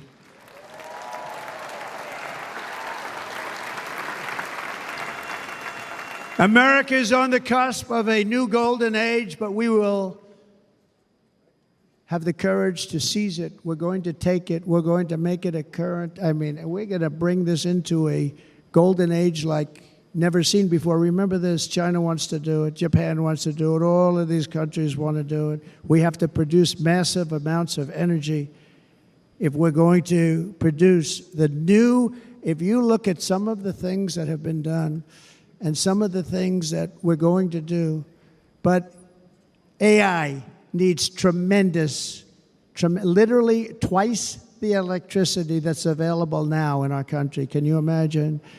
But instead, we're spending places where they recharge electric cars. They built 8 chargers at a certain location toward the Midwest. 8 chargers for $9 billion.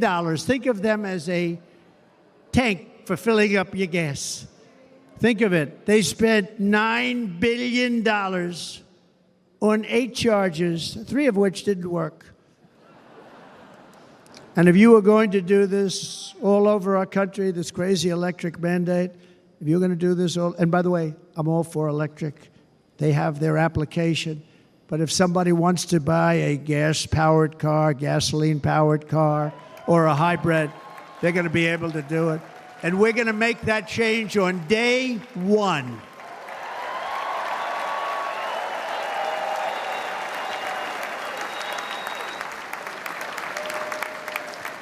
So to conclude, just a few short days ago, my journey with you nearly ended. We know that.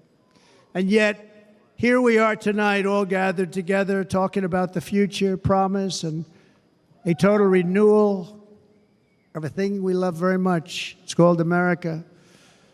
We live in a world of miracles. None of us knows God's plan or where life's adventure will take us. I want to thank Franklin Graham for being here tonight. He's an outstanding man.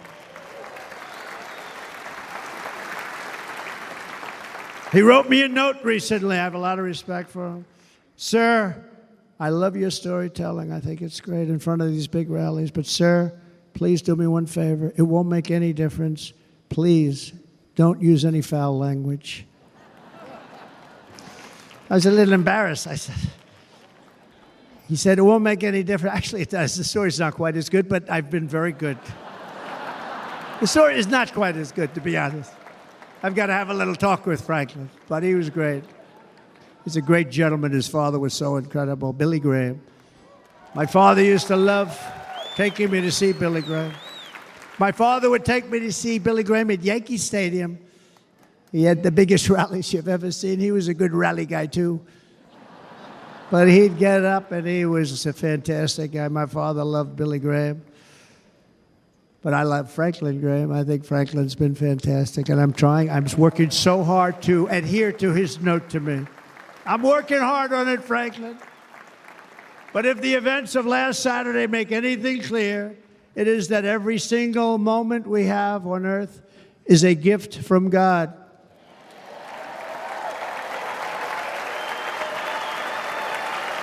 We have to make the most of every day for the people and for the country that we love.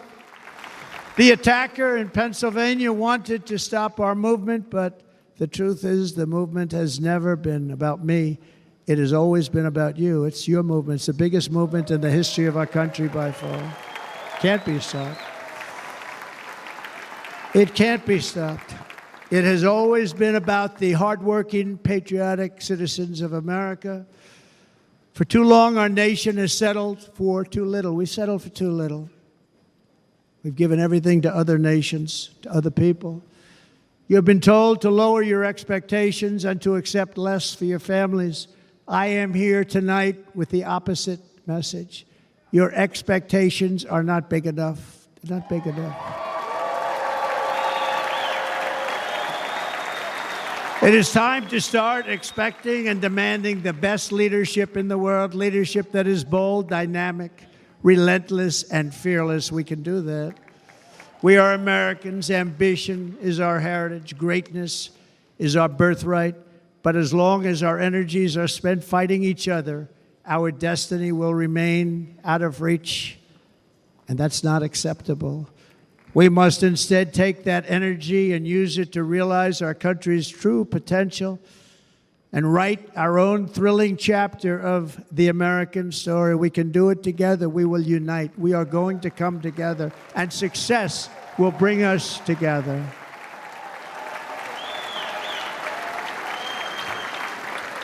It is a story of love, sacrifice, and so many other things. And remember the word, devotion. It's unmatched devotion. Our American ancestors crossed the Delaware, survived the icy winter at Valley Forge, and defeated a mighty empire to establish our cherished republic. They fought so hard, they lost so many.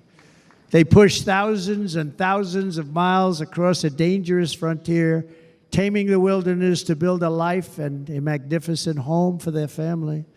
They packed their families into covered wagons, trekked across hazardous trails, scaled towering mountains, and braved rivers and rapids to stake their claim on the wide open, new, and very beautiful frontier.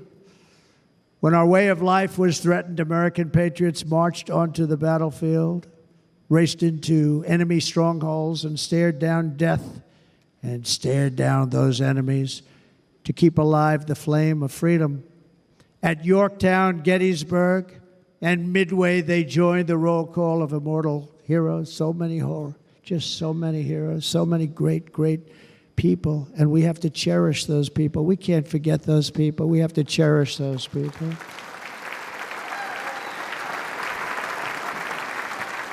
And building monuments to those great people is a good thing, not a bad thing. They saved our country. No challenge was too much. No hardship was too great. No enemy was too fierce. Together, these patriots soldiered on and endured, and they prevailed because they had faith in each other, faith in their country, and above all, they had faith in their God.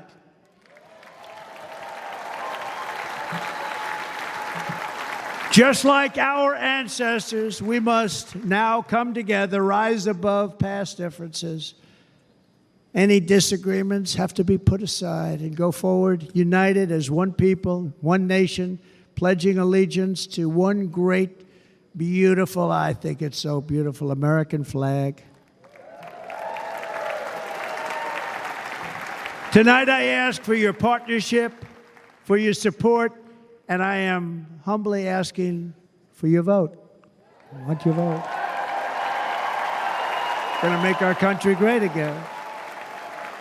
Every day I will strive to honor the trust you have placed in me, and I will never, ever let you down. I promise that. I will never let you down. To all of the forgotten men and women who have been neglected, abandoned, and left behind, you will be forgotten no longer. We will press forward, and together we will win, win, win.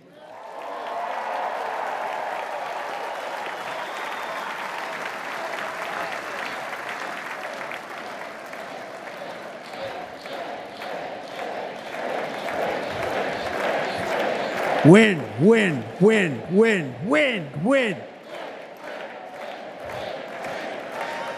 Nothing will sway us. Nothing will slow us, and no one will ever stop us. No matter what dangers come our way, no matter what obstacles lie in our path, we will keep striving toward our shared and glorious destiny, and we will not fail. We will not fail. Together, we will save this country.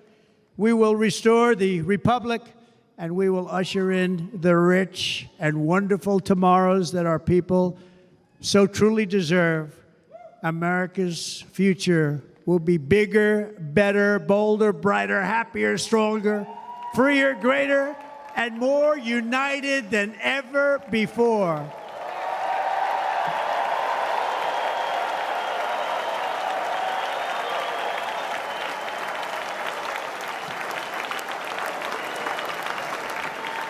And quite simply put, we will very quickly make America great again. Thank you very much. Thank you very much, Wisconsin. God bless you. God bless you, Wisconsin, and God bless the United States of America, our great country. Thank you very much, everybody. Thank you.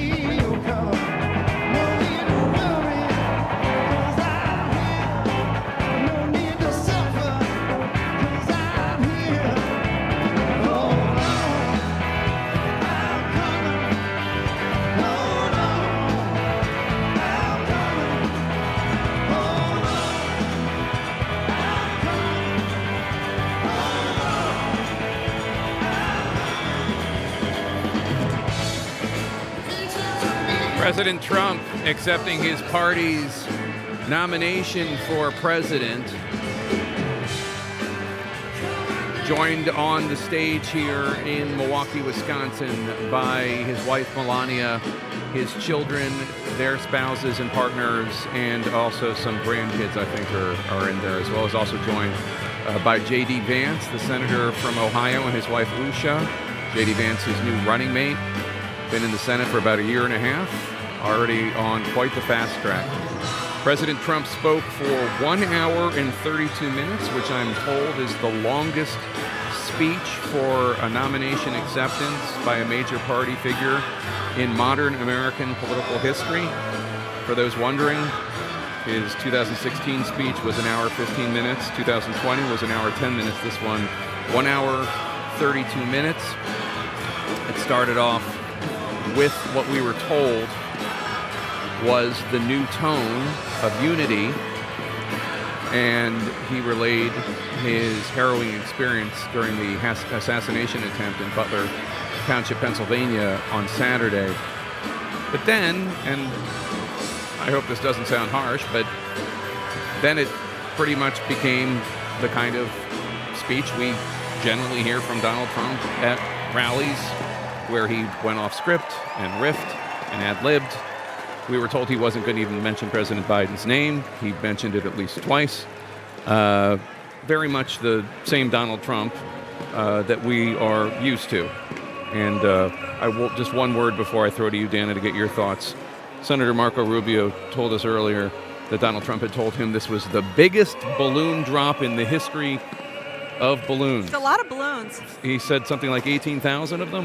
Maybe I heard that figure wrong. No, he did say that. And Daniel Dale, I hope will be able to fact check this. If not tonight, then maybe tomorrow, although I guess nobody really cares that much about whether or not it's the biggest balloon drop. But that is what's going on. Oh, we have some giant gold balls, also beach balls.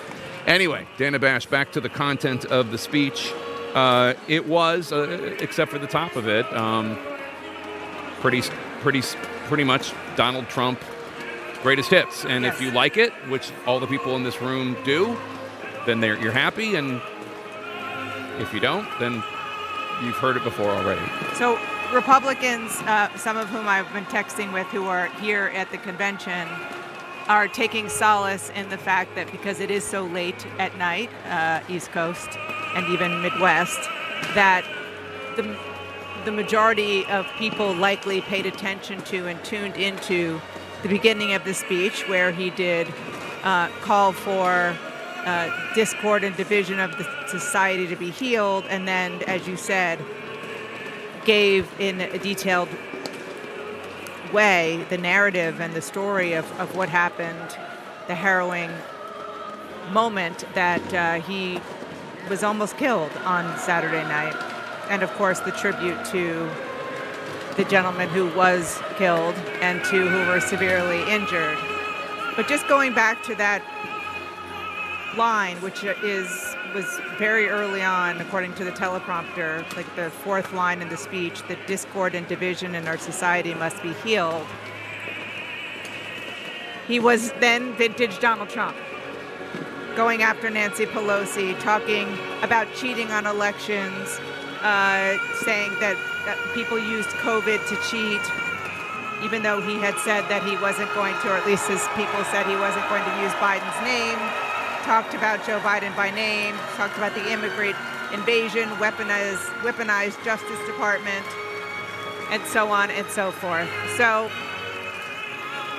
much of the preview of what we got was, this is a changed man, this is somebody who's going to be different. His tone was a little bit more subdued. It was a little bit more subdued, but it was. But and certainly we have all seen rallies of Donald Trump where he has given, in his words, a more rip-roaring speech. But there was a lot of that in there.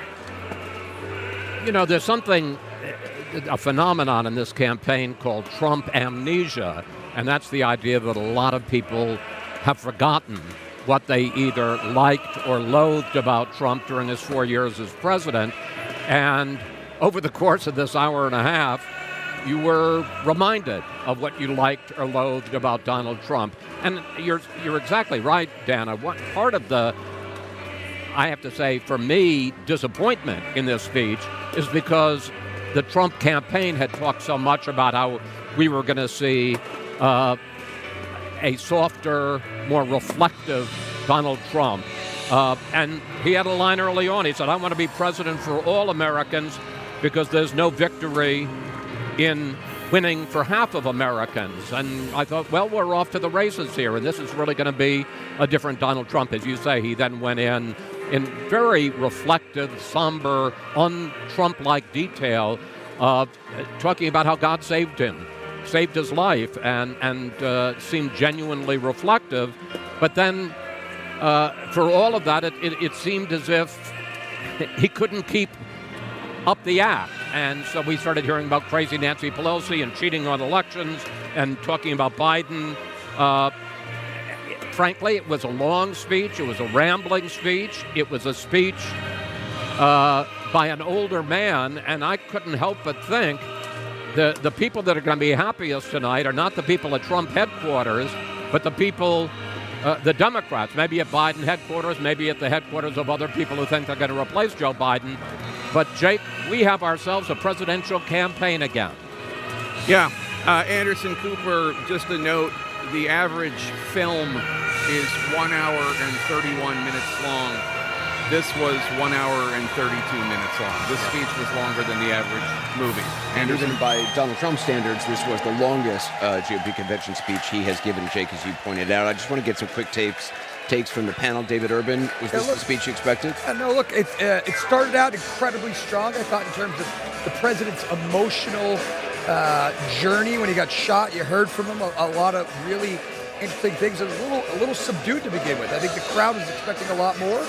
And so I think he did what he had to do here. He delivered red meat to those who wanted red meat, delivered a little, there's a lot, this convention's about love, a lot of love in the room. Before, we've never had a unified party like this, and so the party's unified behind him, a lot of love in the room. David Axelrod?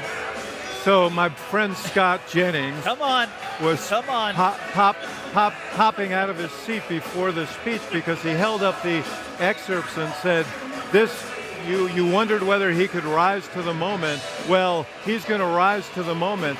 It just turns out that he read the words on these pages and then spent probably an hour in aggregate riffing, and so people, I'm sure, responded very positively to his appeals to unity that were written on the teleprompter, and then he just ripped the bejesus out of everybody, that he was all his political enemies and so on. I have to tell you, Chris Wallace said this is the first good thing that's happened to Democrats in the last 3 weeks.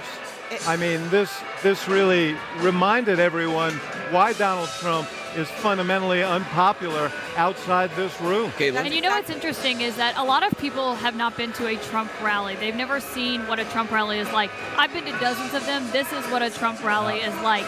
And what obviously this was billed as was a totally rewritten speech focused on unity.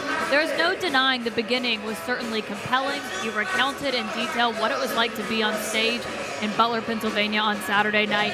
And he spent about 10 to 15 minutes doing that. Then we got to the middle, and it sounded like a normal, typical Trump rally that would have happened before Saturday. He called Nancy Pelosi crazy Nancy Pelosi. He talked about they are trying to destroy our country. He called the 2020 election ridiculous. And cheating on elections, using COVID to cheat on elections. He exemplified Hungary's authoritarian strongman leader who has scaled back democratic norms in that country. And a lot of that was exactly as a typical Trump speech is. What's interesting is a lot of people don't normally watch that. They all did tonight. Abby? I got a lot of messages from people saying this is a great reminder of why a lot of people were exhausted by the end of the first Trump presidency and will be having second thoughts about whether they want to go through that again. I mean, it was a Trump rally, as Caitlin said. The American people, it's after midnight on the East Coast. People are asleep. They are tired. It was a long, rambling speech. And the meat and potatoes of it were all the lines in between the unifying excerpts, the part where he ad-libbed what he really wanted to say. And all of those were things that were filled with lies, misleading statements, and honestly, it was not compelling. The delivery was very problematic. That is what he sounds like in a lot of his rallies. But you easily could get lost in just the monotone nature of what he was saying. In this moment, when he could have lifted this very energetic room up in a really rousing, short, tight speech, that was not what this was tonight. So that was a mess. That was just a big mess. Trump dodged a bullet on Saturday, and Democrats dodged a bullet tonight. He had the whole world in his hands. If he had just stayed with that unity message, he might have caused some problems, but he just could not help himself. If Biden had given a speech that incoherent, that rambling, that undisciplined, Democrats would have hit Biden with a tranquilizer dart and drug him off. So we're now back into a normal campaign dynamic where Trump took what was the most energetic convention and he was boring. He took the most disciplined convention. He was undisciplined. He basically was the worst part of his own convention. And so that actually is the first good thing that's happened for Democrats. The other thing I'll say is this. 10 minutes of unity talk off the teleprompter, followed by rabid attacks on Nancy Pelosi, on Joe Biden, and talking about Hannibal Lecter. That is not a new Trump. They made a big mistake by overselling this transformation. There has been no transformation. This is Donald Trump, and welcome back to the campaign now. Scott, it was a review of some of the stuff we got used to hearing during the White House years, the love for Kim Jong-un, Viktor Orban, and others. Yeah, some of it was the old greatest hits, but the most compelling part was the new part, the part at the top. When he told the story about being shot at, you could have heard a pin drop in this place. It was extremely riveting. I mean, look, Axe, Van, it was a long speech, no doubt. He used the prepared remarks, and he also used the unprepared remarks. The part that mattered most, though, he nailed, and that's the part that I think people are going to remember. I think the message and tone are basically fine. He hit the issues he's got to hit on inflation and immigration. That's over the target. The national unity stuff was good. The campaign tells me, quote, we got what we wanted. They're fine with it. The convention served its purpose. The vibe was good in here. The vibe is good right now. The Republican Party, after 1 week, Van, is still the party of fun.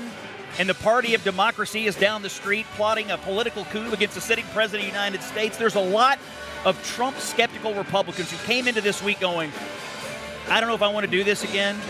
And I think they're going to leave this week thinking, you know what? It's going to be fine. I think this was mission accomplished for the convention week. John? The convention was great, and the candidate was not. John?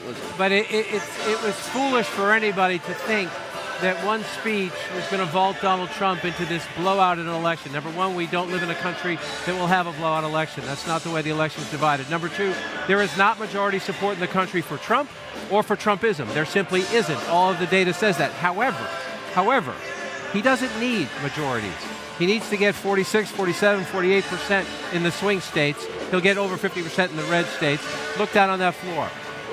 Was it a great speech? Of course not. They love it, and they love him. They're unified, and they're going home. The money is flowing into the Republican Party. They're leading in the polls in all the key states. Democratic donors are saying no more money to President Biden right now. Now, we'll see if that holds. There's a month to go before the Democratic convention. They get a month to plan their rebuttal, but we're not even positive if the president will be their candidate. So he didn't help himself. There is not one line in here that's going to get him new voters. If you think about it, to me, the most successful parts of this entire week were real people talking about, those Gold Star families. Oh, my God. And everybody in this room saying the names of those Gold Star family members who were killed in Afghanistan.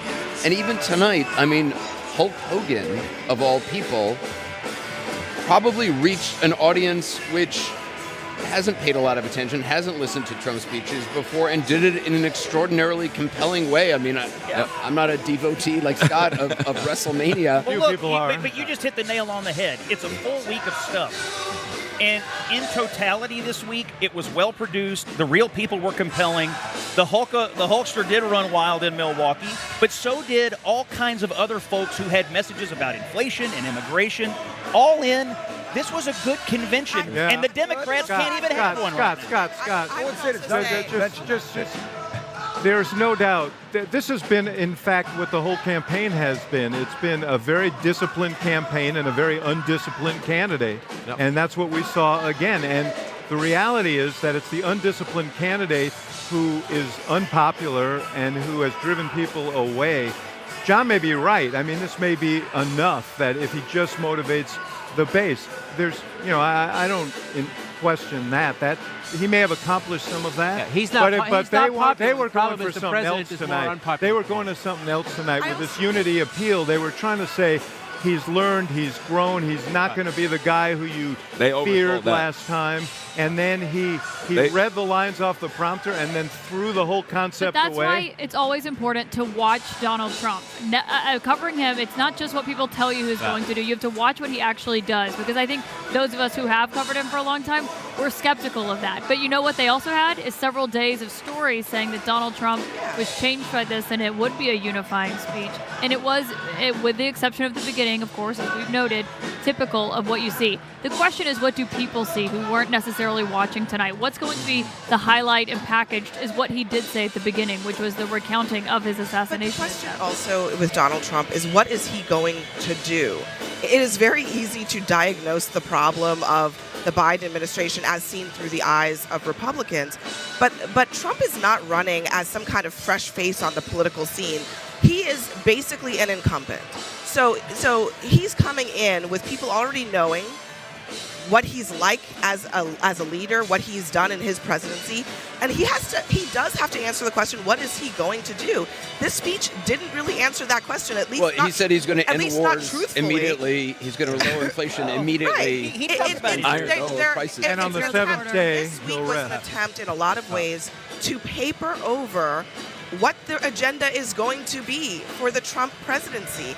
And the problem for the Trump campaign, Scott, the problem with the Trump campaign is that the speech as written was the version that they wanted the American people to hear.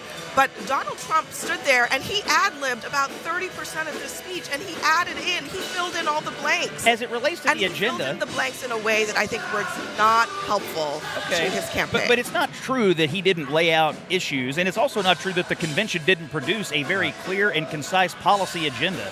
Came out at the beginning of the week. And so coming out of this, it's obvious what they're running on, and it's not all that complicated. Immigration, inflation, crime, and national security. Listen, the president, real quickly, what the president and former president needs to do, shorten the damn rallies. You go to a rally, like Caitlin says, you go to a rally, they're too long. The people at every rally, they're leaving for the exits because it's like a football game where the scores run up. They want to get back to their car and get out before the crowd leaves. Donald Trump needs to cut down to about 30, 40 minutes, go back to the old days.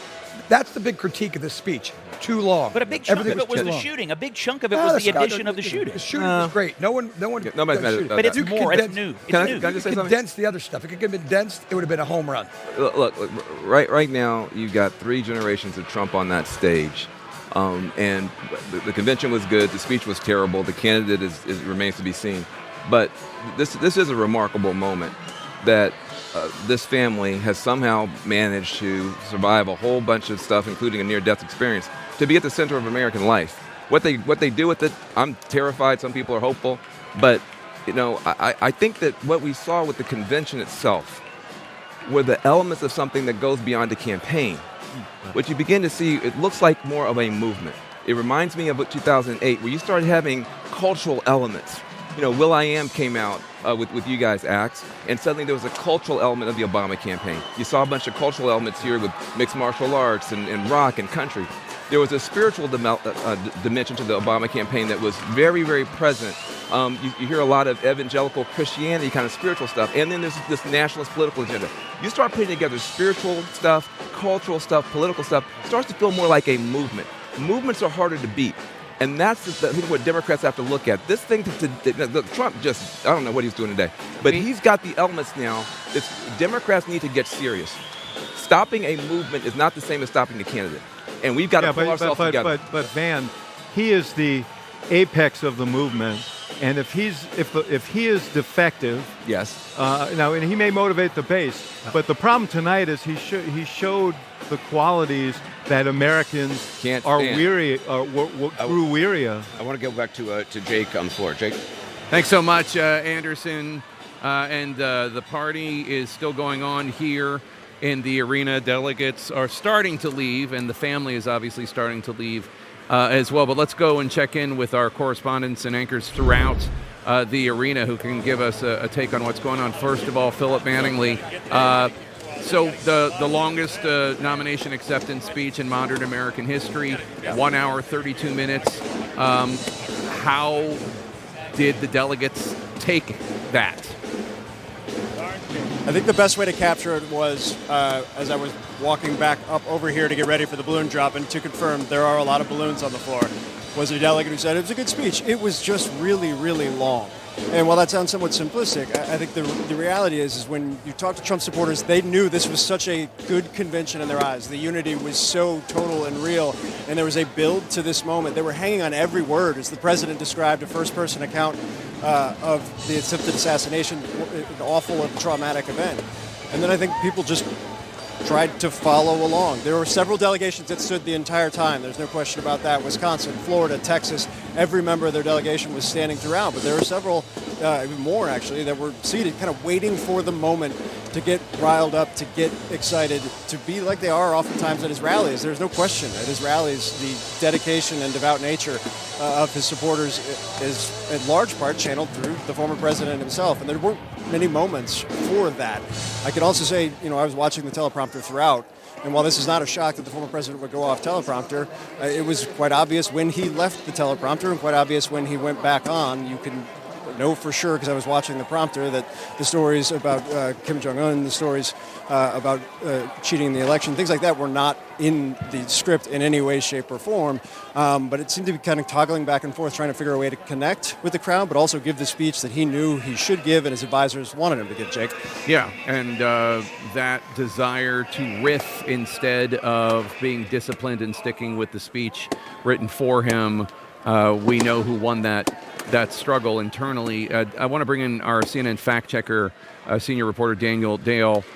Daniel, you've listened to quite a few Trump speeches, and I know that the challenge of being a fact checker in this modern era, especially of President Trump, is one, he says so many things that are not accurate within a short period of time. But two, it's quite frequently you say the same lies or misstatements over and over and over. How did tonight's speech match up? It was a remarkably long acceptance speech, Jake, and a remarkably dishonest acceptance speech. I counted at least 22 false